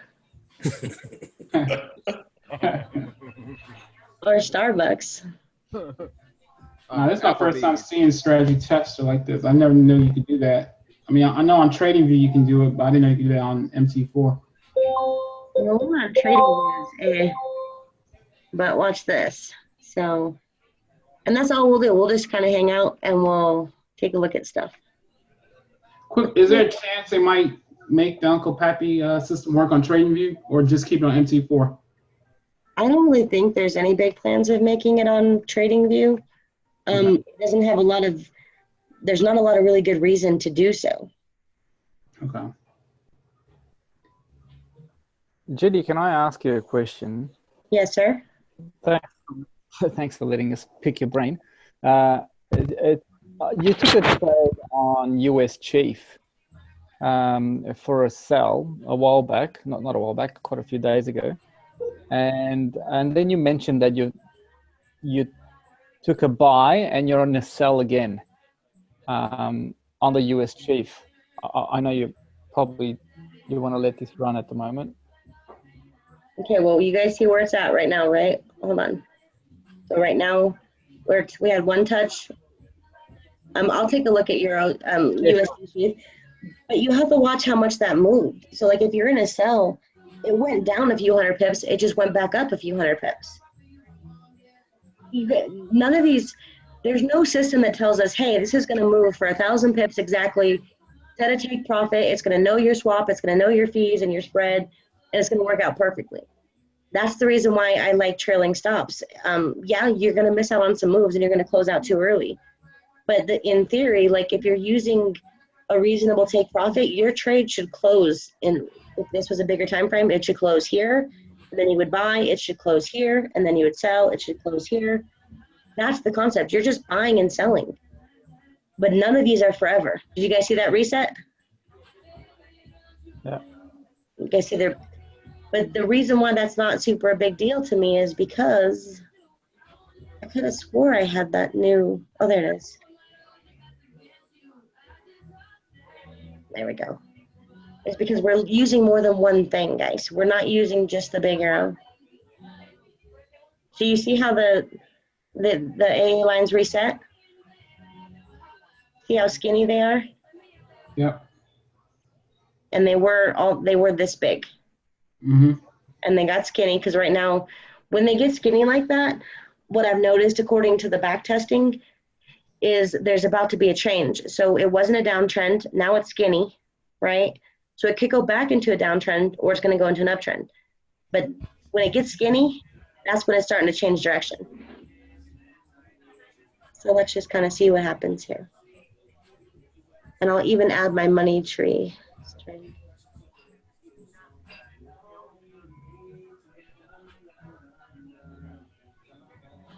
Maybe. So what time frame did you enter the USD chef on? I entered it on the 1 hour, but I followed it on the 4 hours. I'm looking for long term. But what I was going to ask, on a pullback, where exactly do you put your stop loss? Do you still put it on the 4 hour big arrow, or do you use you know, a 1-to-1, or do you use the buy and sell dots? And that's a super loaded question. You guys see, but I'll answer it in just a second. Yeah, sure. Do you see how the AA lines are working? So now they're wide again. Do you see that? And this is going to keep happening. So this adjusts as we go. So you take it with a grain of salt. That's what it kind of comes down to. Does that help you understand the AA lines a little bit?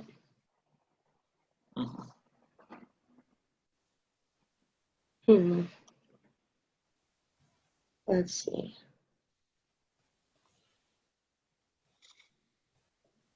More.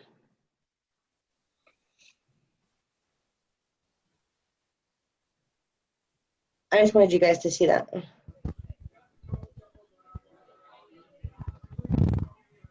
Boom. Wait for it to reset one more time, and then I'll show you in terms of how I do the stop loss. But there's really no right or wrong answer. You just have to decide your risk to reward ratios. You have to decide how many pips you're going for and why you're going for that many pips.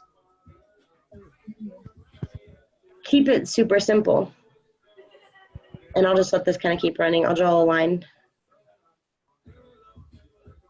Jenny, okay, I just did it on my computer and it worked. Now I'm looking at your strategy tester. I have where it says Pip Society Burnus, I have moving average, and I have, instead of indicator, I have expert advisor. I mean, you probably don't want to stop it now, I'm just telling you. And then for the model, I have open price only. I don't have every tick because it's faster, I guess, that way. I just want to see how the market moves. Like, I normally use it that way to see how a past thing played out, so I can see if I would have took the trade or not, if that makes sense. It definitely does. So let's see which one of these variables work. So putting on open price doesn't work. Could be the indicator and the yeah. Change the indicator on the left. Change it to expert advisor. Just on. Yep. There we go. Stop. Okay. So, oh, this recording thing is all from the way. So we're going to go to expert advisor. So what do you have at expert advisor? Moving average. All right. Open price only, right? That look good? Yes. Yes. Start. Well, see, I could learn something too. You guys, if we all kind of collaborate and work together, like, we will learn so much. There we go. Yay! Oh my gosh, I'm in love with you.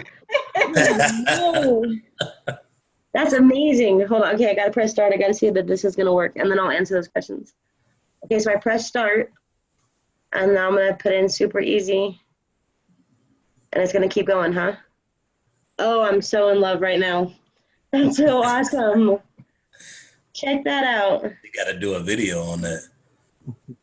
That's awesome. Oh, I'm really good at the back tester, but that, you just saved me like so much time. That's so awesome. Because I could never get that. I was dragging and dropping like 58 things. Yeah, when I seen that, I'm like, oh my God. Guys, we can learn so much from this. Okay, so I'm going to stop that. I'm going to close this. Okay, that's enough fun with that. Oh, I'm going to have so much fun with that. Thank you. Who is that? That's fancy. Who is that? Deja. Deja. Oh, you're my best friend. You want some flowers? No, you don't even know. That's so amazing. Oh, that's awesome. Okay, so, I'm about to figure some stuff out. Okay, I'm going to go to USD Chef. Okay, hey guy, how's it going? I will eat the cookie in a minute, I promise. Okay. Sorry, my son brought me a cookie. He said, and he text messaged me, eat the cookie. Literally. I'm not even kidding. I can't make this up. Okay, so we're on USD Chef. And let's see. When did you take, but tell me, if we want to analyze trades together. I took a buy, which played out fine, especially because I've used your strategy with the different positions and the bigger lot on the first position, which was great. It worked out fine.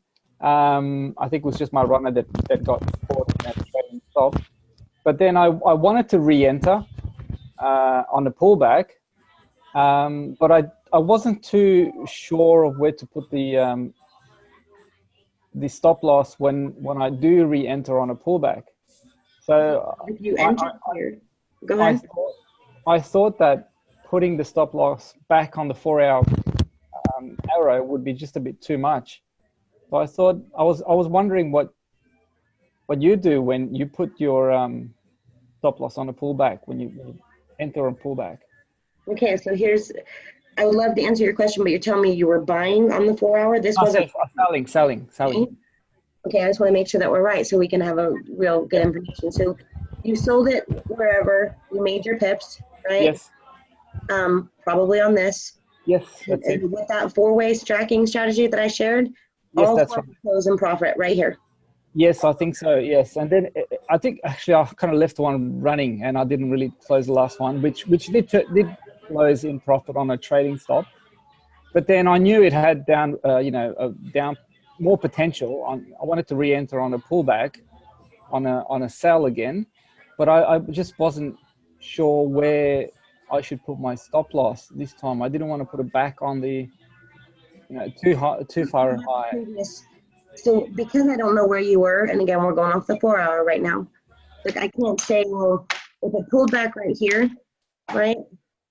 Well, let's assume, let's go naked again.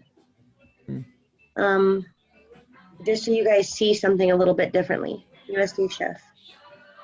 Okay, so let's go to 4-hour. Somebody is like at the bar or at the party or something. I hear music. Oh, yeah, I'm at Applebee's. Applebee's. I can hear that. I'm like, it sounds like a bar. Okay, so let's say you got in, you made your money, and it pulls back, and there's no indicators, right? So you don't know the best place to place your stop. What I would do is I would place my stop. Let's say we're somewhere right here, because let's pretend we didn't know this was happening yet, right? Because if I'm going to teach you guys, I'm going to go off of the ugly scenarios. And the reason why is because it's really easy to talk about these pretty ones, right? But the problem is we don't know if it's going to be a pretty one. So let's talk about the ugly one. So this candle right here. You see this candle? Yes. Okay, perfect. That's a really nice doji candle, kind of nice pullback. We're still real confident that it's going down, right? My stop loss, again, pretending I can't see anything from the right, would be at one of the previous highs, okay? Okay. Yeah. So if this was a GBP pair, I wouldn't have it at this high. But since it's this pair, I wouldn't mind. But that's only 30 pips. Okay. So if a pullback, if the big arrow is not an option because it's too far up, you'd probably use the nearest high. Was that the previous high? Yep.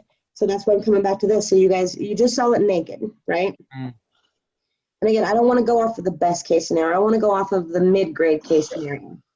So same scenario. Let's assume we saw this right here. So we didn't know this was going to happen yet. Okay.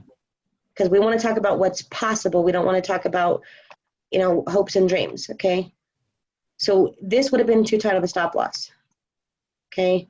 So if I would try to use this previous high, that's too tight, isn't it? That's like 2 pips. So that's not even worth entering because your spread would knock you out. So I would not have used this previous high. This one, again, this previous high, going off of this candle, that's 10 pips.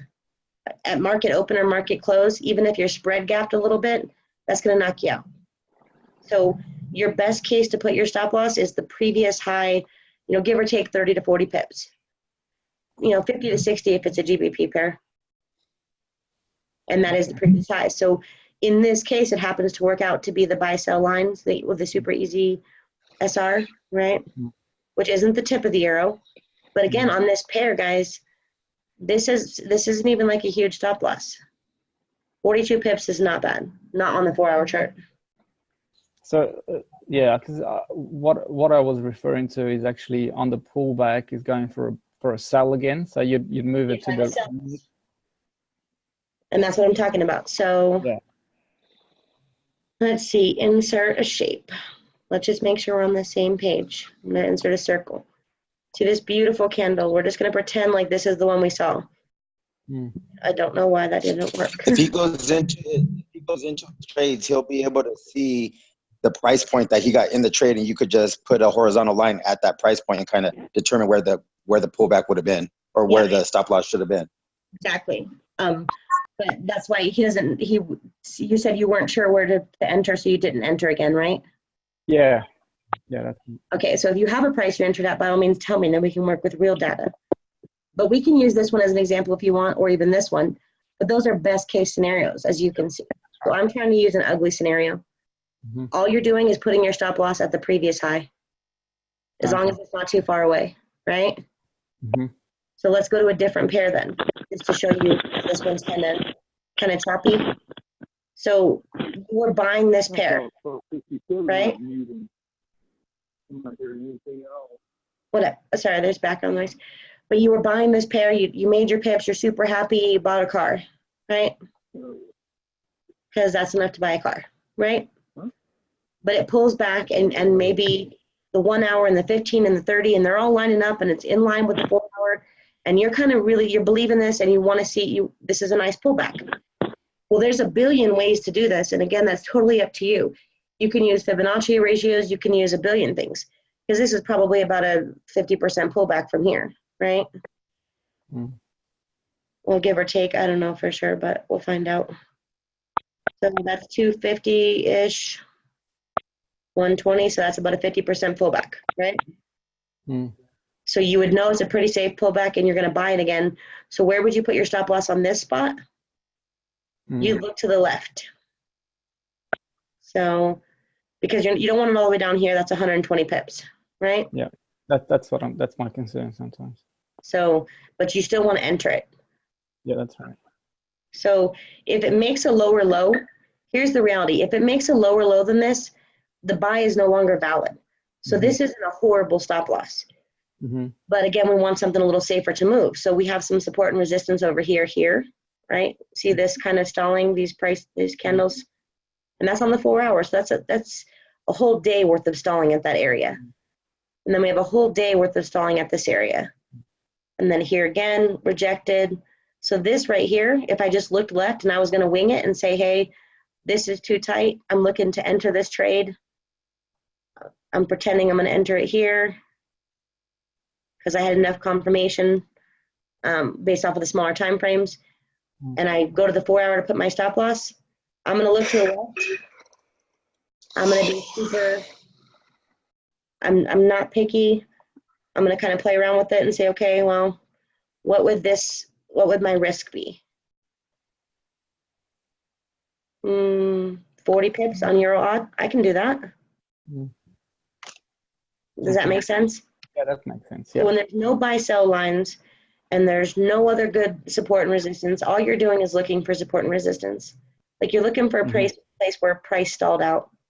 And you can go up a little higher, because those same candles, See? Price stalled here, here. In this area, kind of the bodies and the wicks are kind of all stopping. But you're just looking for kind of confluence. Here's the reality though. Once the price, if price rejects and turns around, so let's say you put it here because you wanted a tight stop loss and you weren't playing around, you had 10 standard loss on this and you were not willing to risk a lot. The reality is if price comes back and breaks this, the buy is no longer valid anyway, so you were better off getting out early. Oh, okay. Does that make sense? That makes sense.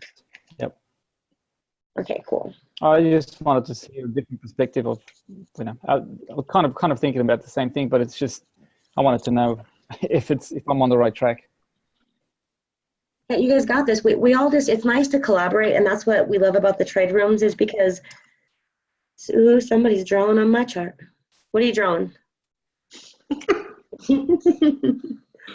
Okay, come on, who draw that? What do you want to talk about? Somebody can draw on your chart. I didn't draw that circle. Somebody else drew that circle. See? It's okay.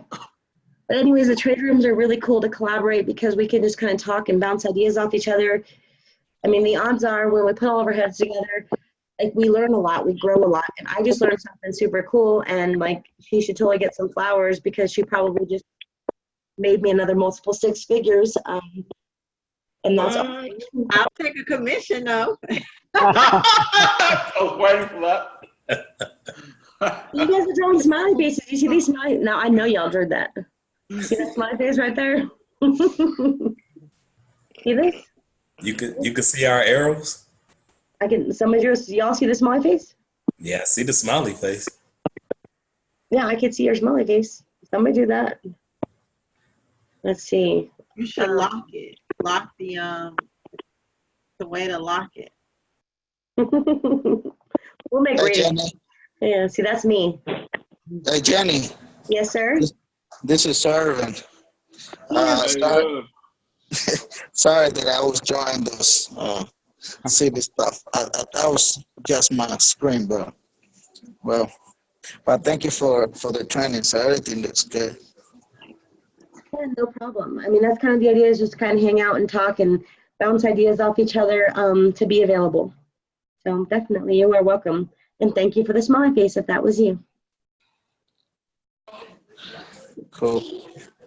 Okay, guys, do you guys have any other questions, comments? You guys, I mean, it's not a super great time to look for pairs, but I mean, we can kind of drag and drop. You guys know how we do it. It's really simple.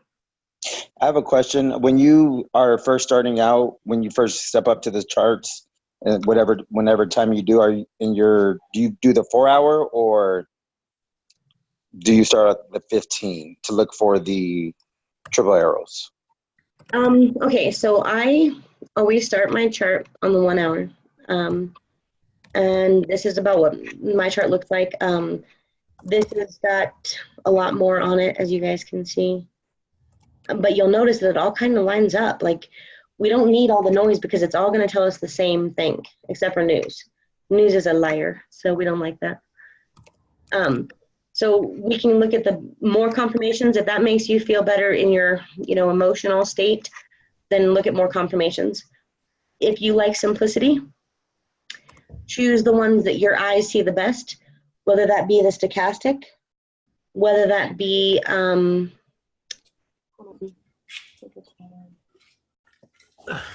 we go. Whatever you see better. So if any of these indicators kind of work better for your eyes, whether it be the confirmation mountains, the MACD, I can tell you how to program them all to kind of match this system. But take what's best. Simplify your chart. Okay. Pick your time frame. Personally, I like the 1 hour because I like the way I have my trading set up. It works for me. You guys can seriously make 10 grand a month based off of approximately 30, 35 trades and going for about 25 pips. Literally, that's all you need to make 10 grand. And then I can show you those spreadsheets too, and I can show you the math. I'm much better on spreadsheets than I am, math in public. So, but what's the account balance, Jenny? On this one? Oh, so in order to take, well, that one we practiced, and a big group of us successfully turned $50 into $10,000 multiple months in a row, just kind of testing it out to prove that it could be done. That takes a lot of leverage, a lot of leverage. So for you guys, I would say maybe $100, okay? Play a little safer. And it would take 1,000 to 1 leverage, period. There's no 50 to 1 leverage will not do that because it just doesn't have enough room. So what about 500 to 1? 500 to 1 on a $100 account balance. Again, I'd have to do the actual math, and this is math in public. So you could easily turn it to 5,000 safely.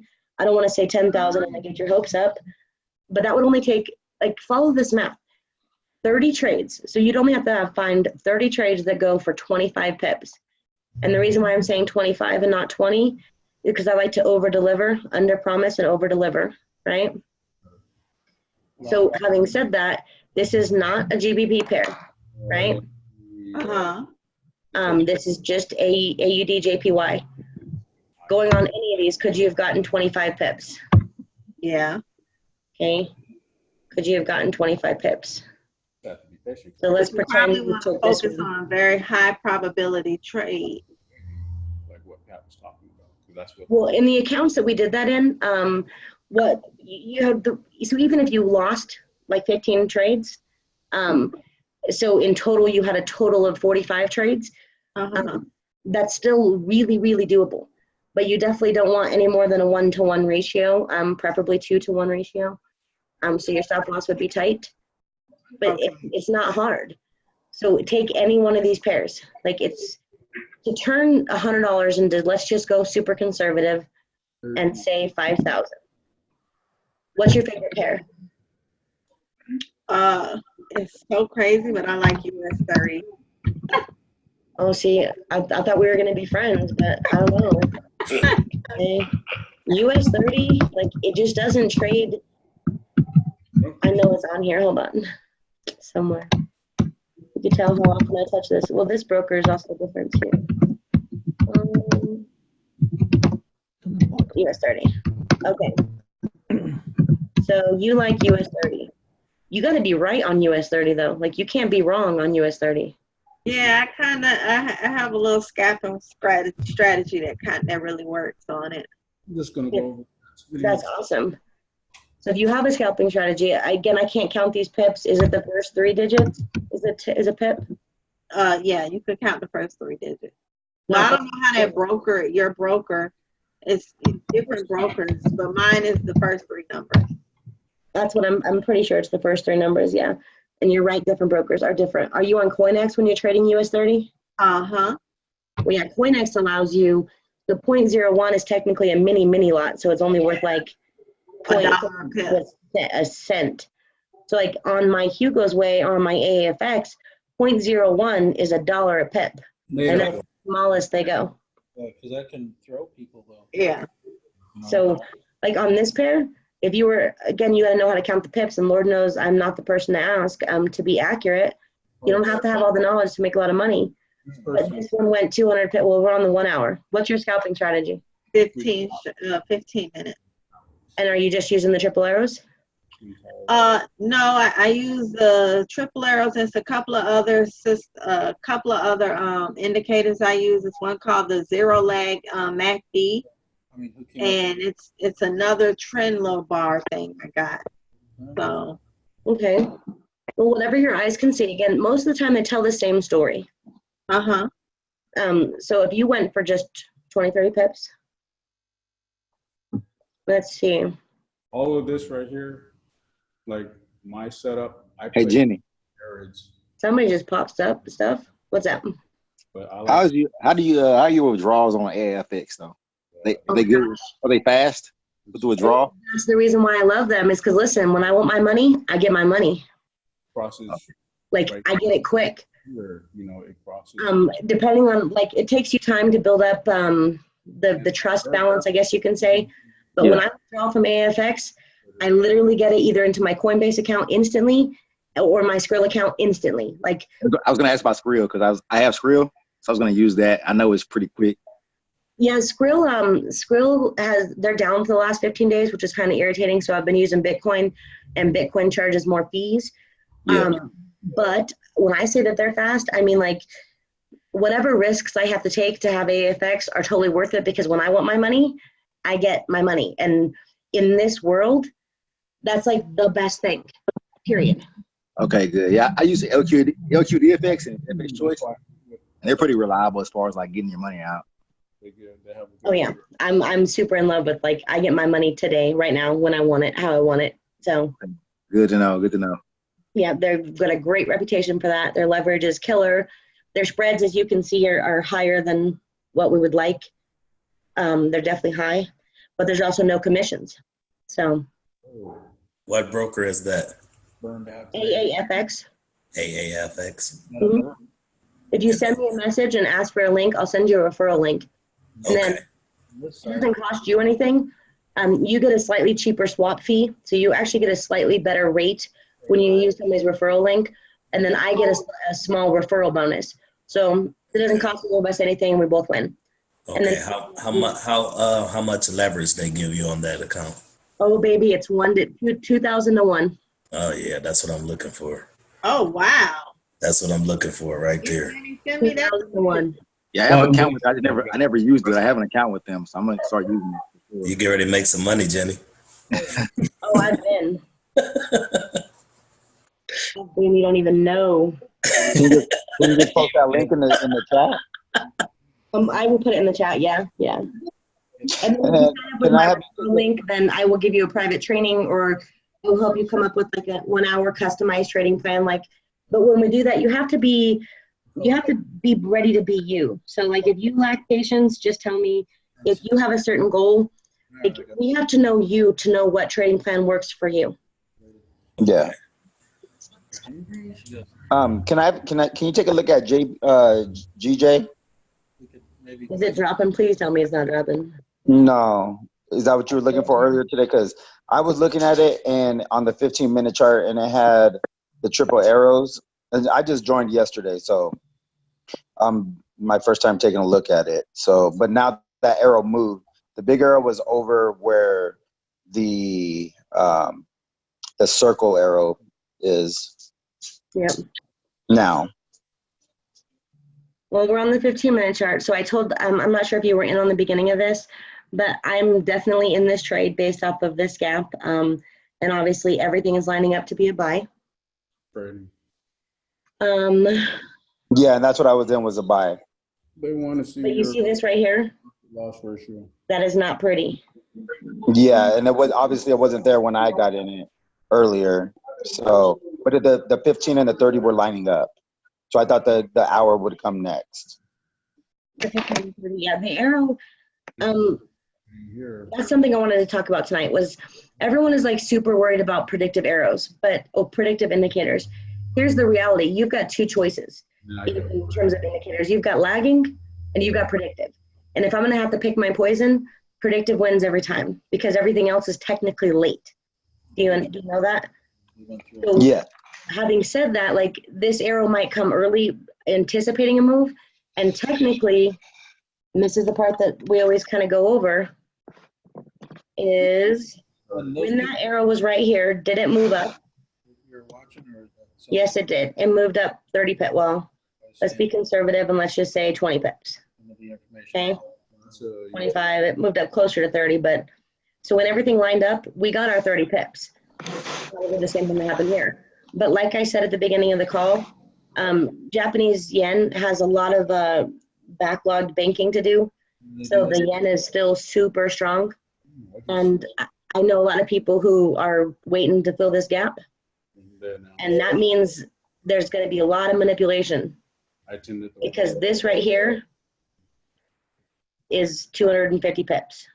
You want to watch the YouTube video? And when this happens, it's going to happen. It's going to happen fast. Does that make sense? Yeah, it does. Yeah. So I can't say this is going to go down. I would love to. We're coming into London. I'm praying that it doesn't go down. If it does go down, we talked about this on the naked chart. And I can kind of redraw it up just to kind of show you. Let's see. Let's go to the day chart. So fortunately, it's bouncing off this support and resistance, which makes me very happy. And technically, this is still trending up. But if it breaks this, it's going to break hard. So this one's kind of up in the air. I would love to say take this buy, but I'm already quite upside down on this buy. So it's just a matter of when that gap is going to fill. Need a pinball reversal on that one to get some momentum. We need something. We need something, I'm telling you. I have an expert trader that I work with. Him and his group were saying that nope, it's going to drop for 50 to 400 more pips. And I was like, oh my God, that's insane to me. But they can do that. Now, 50 to 400? Yeah, 50 to 400. Oh, wow. Would that pretty much be on all of the JPY pairs like that? Well, you got to think the Japanese yen has a lot of strength right now, but it can't stay that strong forever because technically it's a really weak currency. So give it some time, maybe. So I don't know. It's got to have at least a retracement, a pullback, but how big that's going to be, I am definitely not a fortune teller, because that's one of the pairs that still got me baffled. Because again, this is what I'm looking at, this gap right here. Okay. Does that make sense? Mm-hmm. So I would love to say that, but there's also no buy-sell lines yet.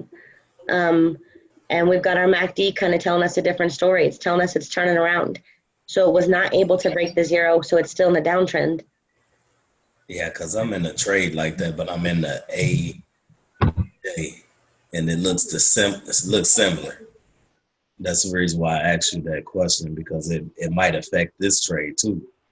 Are you an AJ? Yep. Okay, so real quick, this is what we're seeing. I mean, let's pray, but let's go to AJ real quick. This turning around is not hopeful for me. That's why I would not say get in.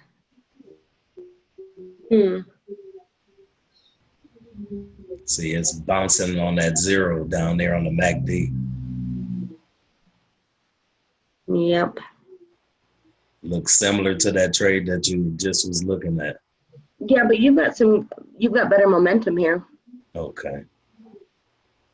You see these two kind of really, these are very powerful candles, kind of railroaded or tweezer tops. And we can put it on this. But it also just broke a previous low.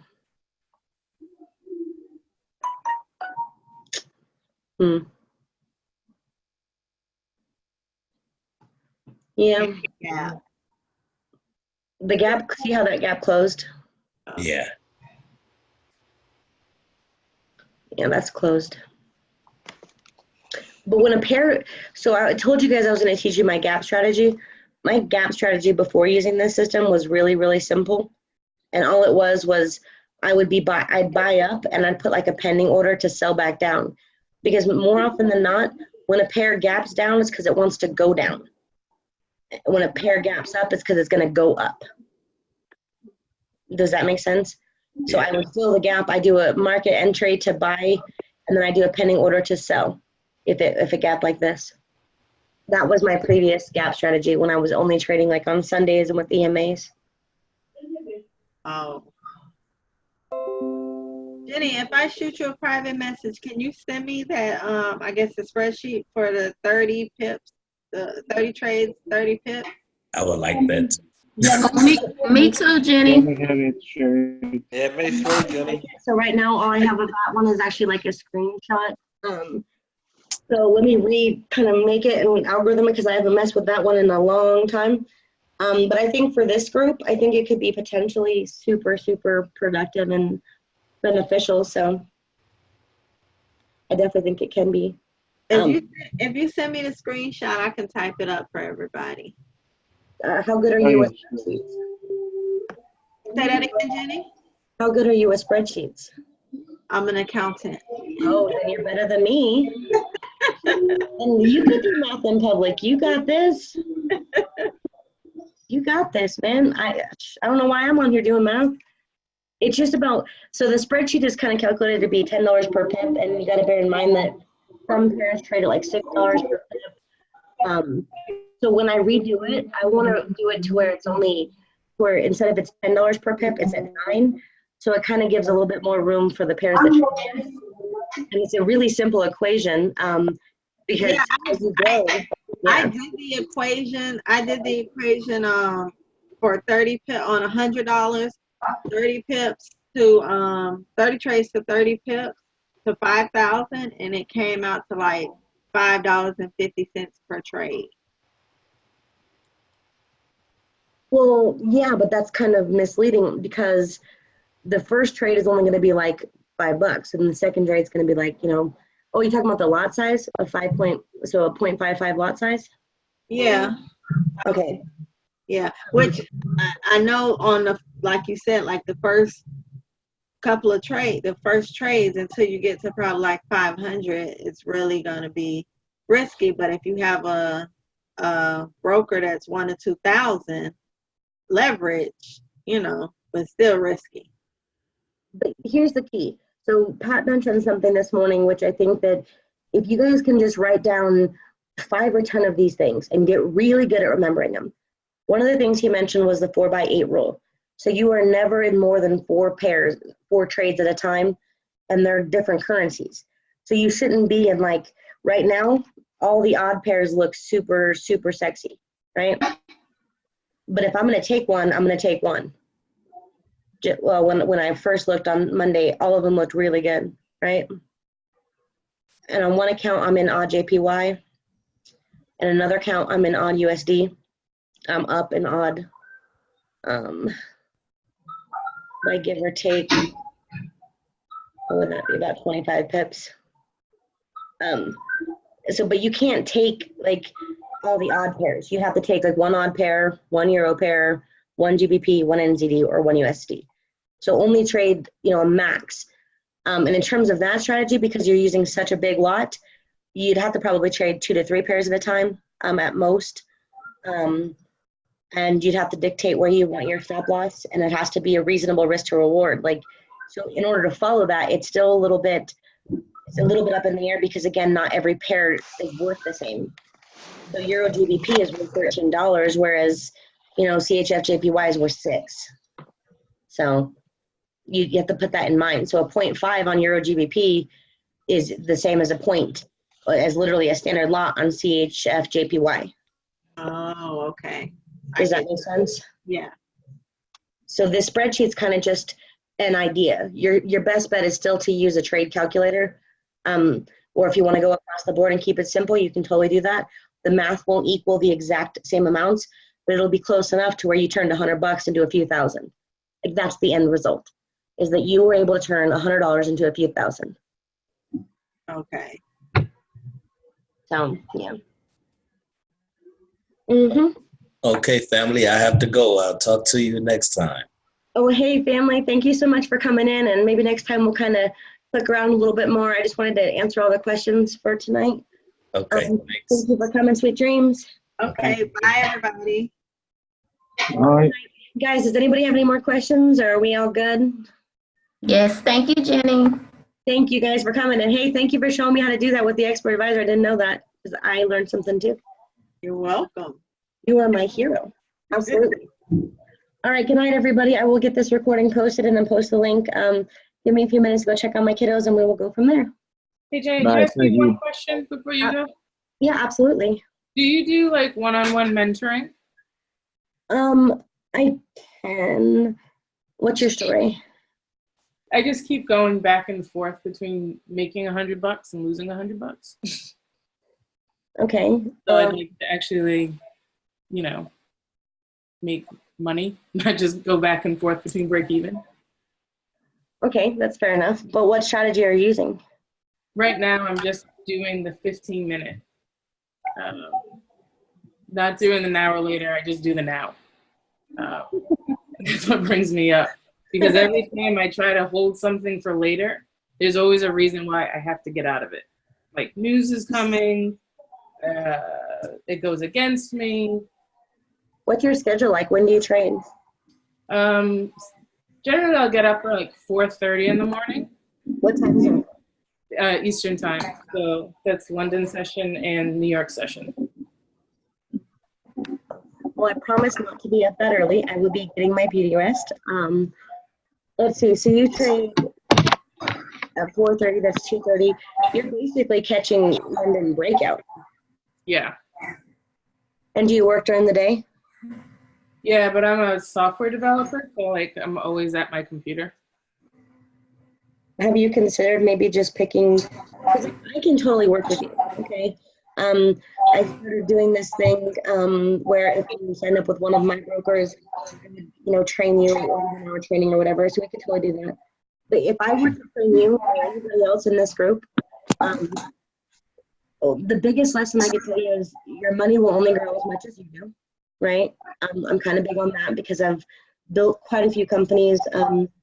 I've made my millions, lost my millions, made my millions. So I'm a totally different place in life. But if I were to coach you, what I would tell you to do is pick 4 trades a week and then don't touch them. Like, and that's literally all you do. And if you can do that, like, I promise you in a month, you would stop having lost and gained. You would be up at the end of the month. Well, that's my problem too, of not touching them.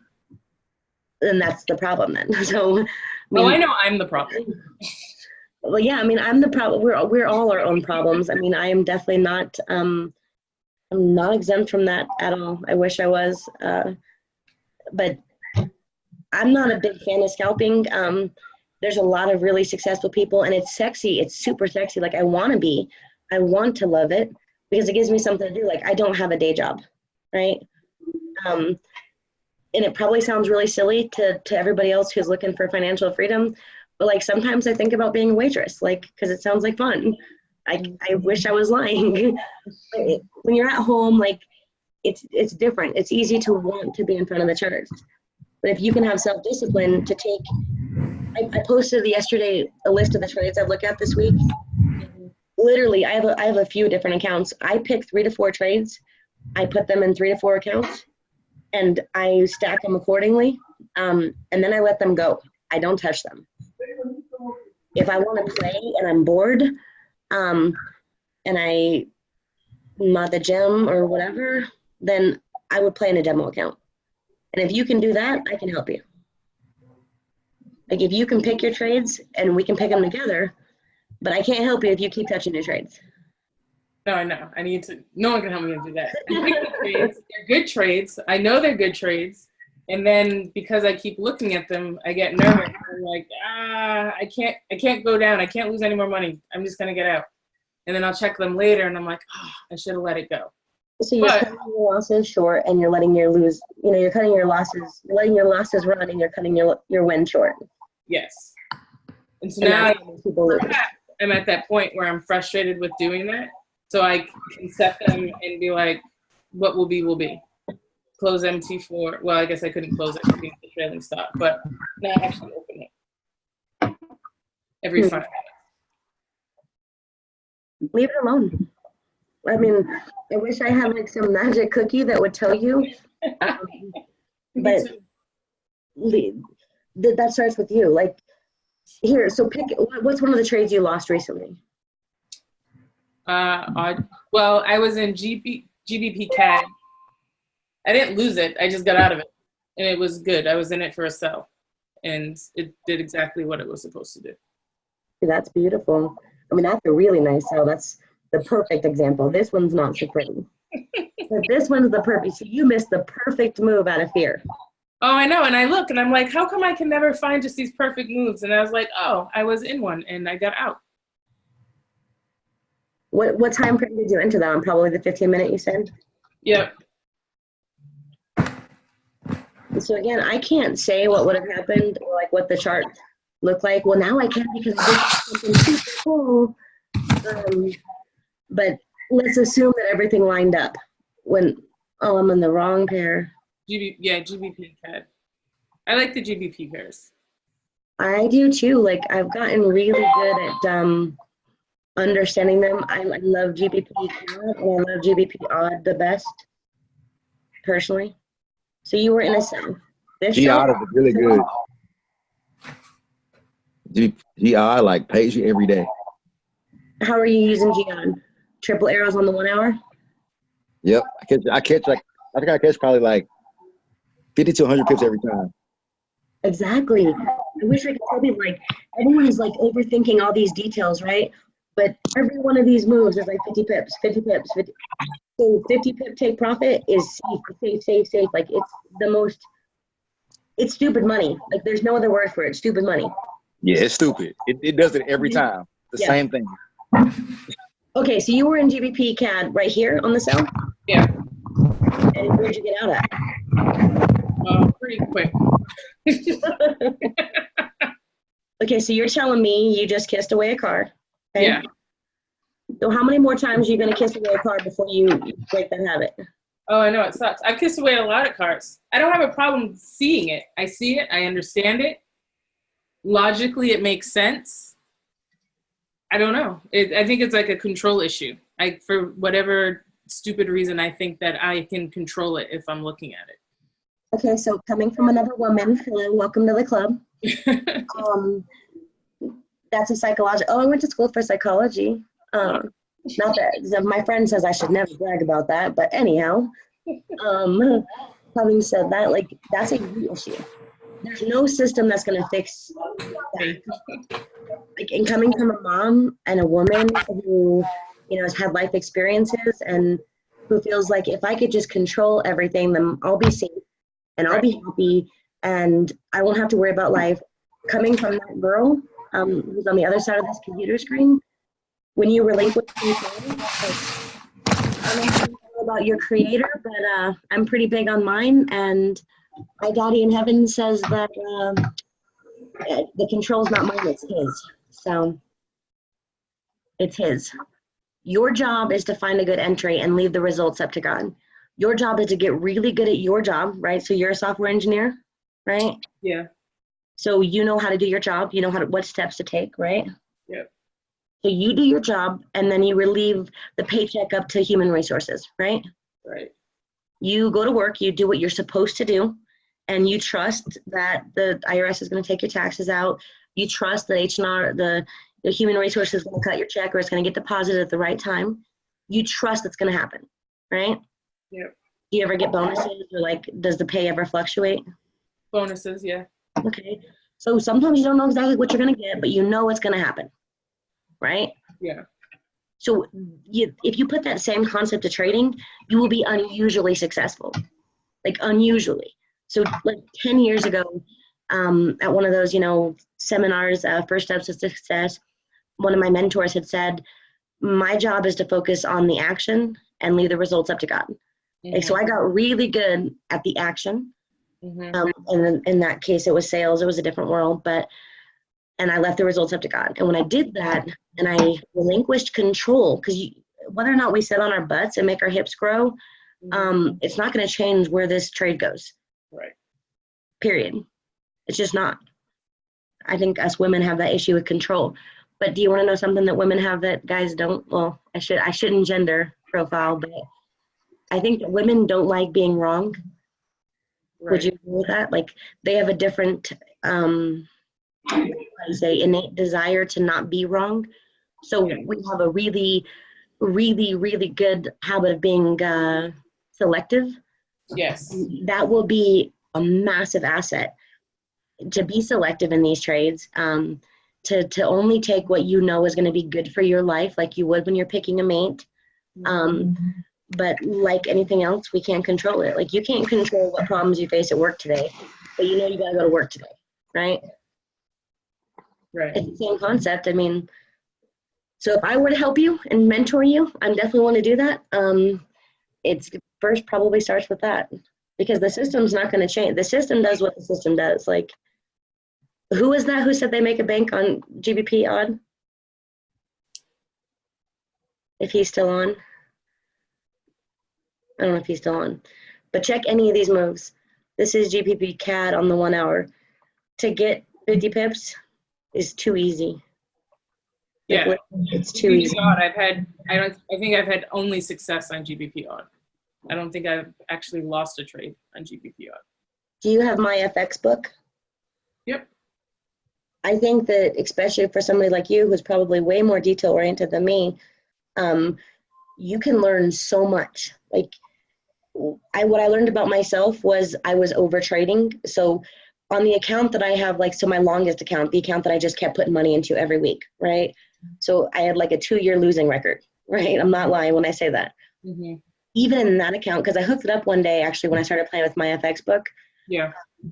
I hooked it up and I was like, even the account that I literally lost, like way over, I lost an insane amount of money. I don't want to discuss how much money. Yeah. I still had a 73% accuracy ratio. Do you realize that? Yeah, So, I'm at a 61%.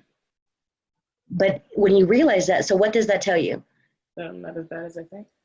So I was like, I'm super not great in math in public, but so at 60% accuracy ratio, if you were taking a 3-to-1 trade, so a risk to reward of 3-to-1, so you're gaining 3 times as much as you're risking. If you just follow that one rule at a 60% accuracy ratio, you will still be in profit at the end of the month. You know that? Just that one rule. If you change one thing about how you're trading, which is your risk to reward, how much you're risking for how much you're going for, you will be in profit at a 60% accuracy ratio. Okay.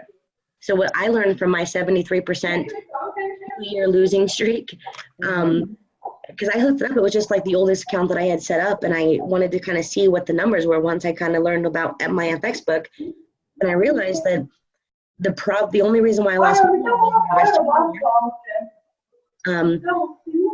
There's some background noise, guys.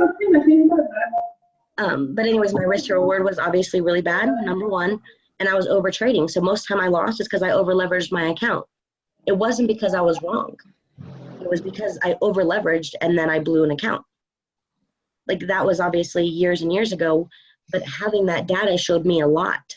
Right. And even your data will show you a lot, that if you stop cutting your winners short, okay, you'll be surprised at what you can accomplish. Right. Okay. Does that make sense? It does. And so I have a 50-to-1 leverage right now. That's not enough. That's not enough. Sorry, I'm not supposed to advise on a broker. Having said that, anything that goes wrong with your broker is not on me. It's just the broker. Yeah. I am not a financial advisor, all that, legal disclaimer stuff. I get it. You're responsible for nothing. Yes, but can you explain a little bit more on the brokerage? I understand leverage, but I've never even seen a broker with, you said 1,000 leverage? Oh, baby, my broker is 2,000 to 1. Like, that's where I have the most money. It's insanely high. Can you explain, talk a little bit about the benefit of that, I guess? Because I've only been doing, I think the most I ever did was 500, so. I will say most of my accounts are 500 to 1. That's a pretty safe amount. You're not playing with millions and millions. So 500 to 1 is good. So in terms of AFX, the 2,000 to 1, it basically allows you a lot more room to trade. But if you lack self-control, it does you no good, because they're going to allow you to put a lot on that account, and then they're going to allow you to blow that account. So if you have $1,000 account on a 500 to 1 leverage, you could probably get away with, give or take, let me think. You probably even get away with 1 or 2 standards without blowing the account if you were right? On a 2,000 to 1 leverage on a $1,000 account, you can probably get away with 4 to maybe 5 standards. Again, depending on the pair, there's a lot of different variations. But there's a lot more room to trade. And the higher your leverage, the quicker you can make money. But that sounds really amazing, except for the fact that the quicker you can lose money. Does that make sense? Yeah. So 50 to 1 is like 50 to 1, in my opinion. I'll be super direct when I say that's not even worth trading. Like, at least not for me. Because 50 to 1 means I can probably get away with a couple 0.01s. And that would essentially take me like a year to get to $10,000. And that's just, I can make that much driving for Uber. Right. Yeah. I mean, I don't know what I don't know. I'm definitely not an expert in that. But 50 to 1 to me is unreasonably low. 2,000 to 1, you have to know how to trade. But if you're willing to have, hold on, this is a demo account. Yeah, this is a demo account. So started with 5,000. I think I did a total of 8 standards at a time, right? And that's with 2,000 to 1 leverage. So I did 8 standards on a $5,000 account. That was all at one time. And then I did 10 standards. This was a separate time. Oh, wow, okay. Well, this is just a demo account. Again, I started with 5,000, but to show you what's possible. So on a 50 to 1 account, even with 5,000 in there, you might be able to do a standard, 1 standard. On a 500 to 1, you can probably do 2. You might get a little bit risky. On a 2,000 to 1, I literally did a total of, well, it's 8 point something standards because all those were 1. I kept stacking until I got to 2,000% margin. I just kept stacking the trades until I got to 2,000% margin because I like to keep my margin really high because that's what keeps me really safe. So I did like 8 point something standards on a $5,000 account at one time to give you an idea. Because I was trying to explain to somebody else, it was during a training, I was trying to explain to somebody else how the leverage works and why it was so important to keep that marginal percentage high. Yeah, I learned that last week. Yes. It's a negative. Oh, well, so you blew your account, so you got a margin call. Well, I didn't blow my account. I closed the trade immediately. See, that stings. But once you get to negative, so what was your margin percent when you took the trade? Do you know? I don't. It's because I took two GBP trades, and then I took a EUR NZD, and so I did that one at 0.08, and I did the other one at 0.05, and so I don't know. I try to keep my margin above 100, but I didn't pay attention when I put that. Okay, so wait a minute. Anything less than 100 is a margin call. So that's I got a margin call. It came on my watch, margin call, and as soon as I got it, I closed out. I still have my account. It's not blown. Okay, but that should not be your target, okay? Oh, no, I'm not saying it's my target. Okay, so, like, you're the one that has 50 to 1, so, like, I wouldn't let your leverage get anywhere near 200 or 300%. Like, that's, if one trade, if one thing goes wrong, you could blow your account, just one thing. Okay. Like, I keep my margin percent above 500 on my accounts that have 500 to 1 leverage. I keep it above 1,000 on accounts that have 2,000 to 1 leverage. Period. Okay. I mean, that's kind of how I do it anyways. And it just, you have to create a rule that you can understand. Because if we can say only be in 4 pairs, or we can say never trade too much this, but reality is every pair is worth something different. Every leverage is different. And with so many variables, the only thing that's consistent is your margin percent. So how much percent you have room in the account. So if you have to pick a rule, that would be a good rule. That's a consistent rule that no matter what pairs you're trading or how many pairs, you can look at that and say, can I take another entry? Can I risk this trade? Right. You know, where do I stand? Right. So that was my lesson on margin calls and leverage and why it matters. Mm-hmm. Yep. It does matter. Please don't let it get close to 100%. Okay, now I know. So that's what I thought. I was like, oh, okay, as long as I stay above 100%, I should be fine. No, how about as long as you stay above like 200 or 300%? Oh, okay. Yeah, that's the rule of, well, like on a 50 to 1, I can't even say because that's like so low. But because that's rough for me. Like to me, you're trading to make money. So I'm assuming you make a reasonable salary because you're a software engineer, right? Without getting too personal. So you're not desperate. So I'm assuming you can afford, 100 or a couple $100 to say, okay, this is all assumption. But to say I can do this and I can stick with the 0.01 until I hit $1,000, or I can stick with the 0.05 until I hit $1,000, just until you get comfortable. Like you can create rules that work for you based off of your situation. Right. And with a couple $100 account, there's zero reason why you shouldn't be at $1,000 by the end of the month. Like, the system is stupid accurate.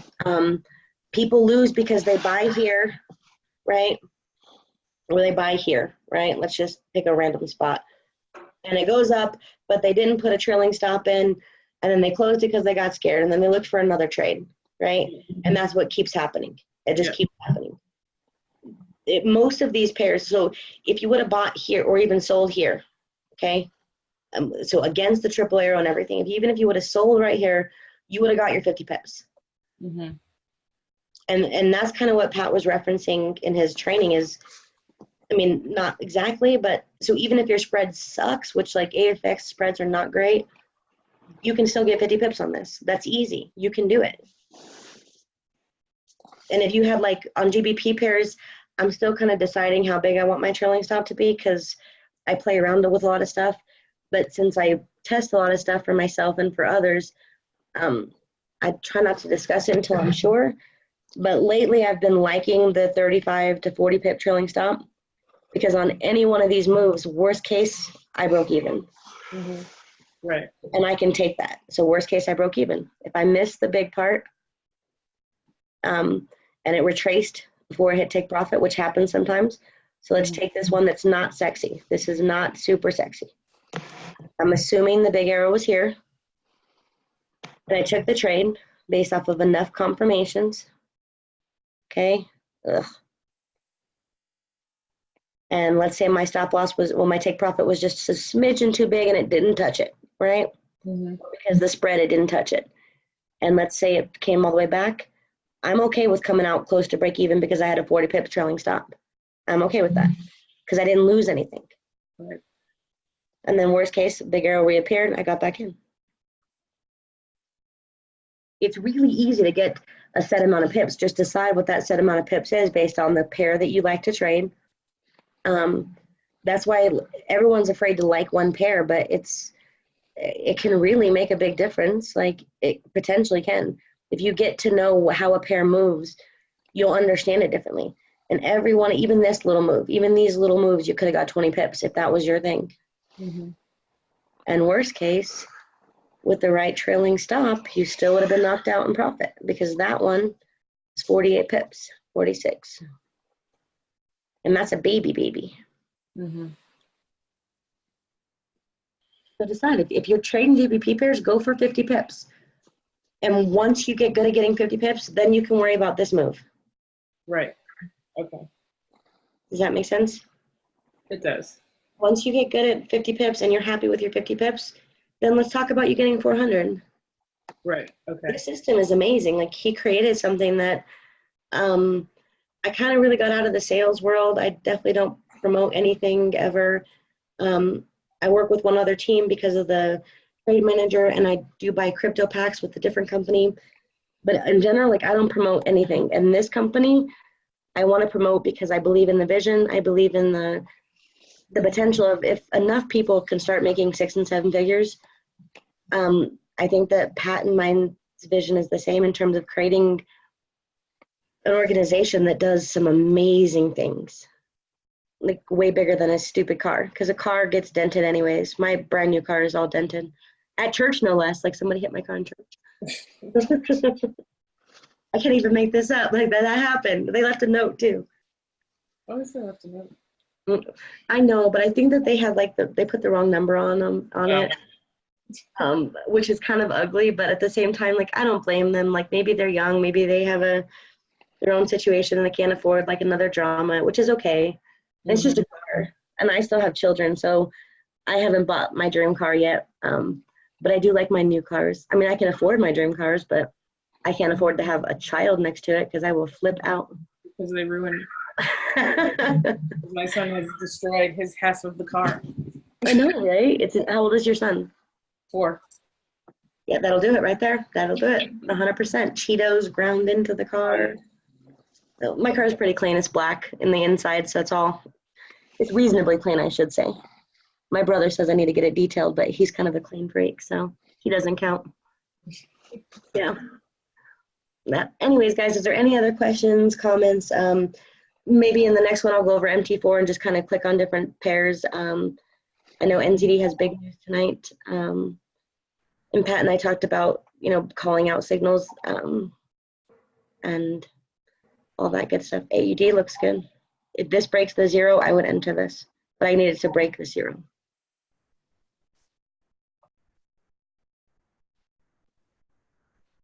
Anybody else going once, going twice? Thank you for taking the time, Jenny. Yeah, no problem. All right, guys. Well, I will be on tomorrow night. I thought there'd be way more questions with how many messages I got, but that's okay. And we'll kind of just click through some pairs and kind of go from there. So I hope you're welcome. I hope you have a fantastic evening and get some rest, or happy sunny day in Australia. I wish I was there. You're gonna have to send a picture of a kangaroo because I really want to see one. We'll make it happen. Okay, deal. Okay. I got my passport and everything now, so I've been traveling all over the U.S. Now it's time to go other places. Sounds great. Have a good evening. Yes. All right, guys. Have a fantastic evening, and I'll talk to you soon. All right. Good night. Good night. Sweet dreams.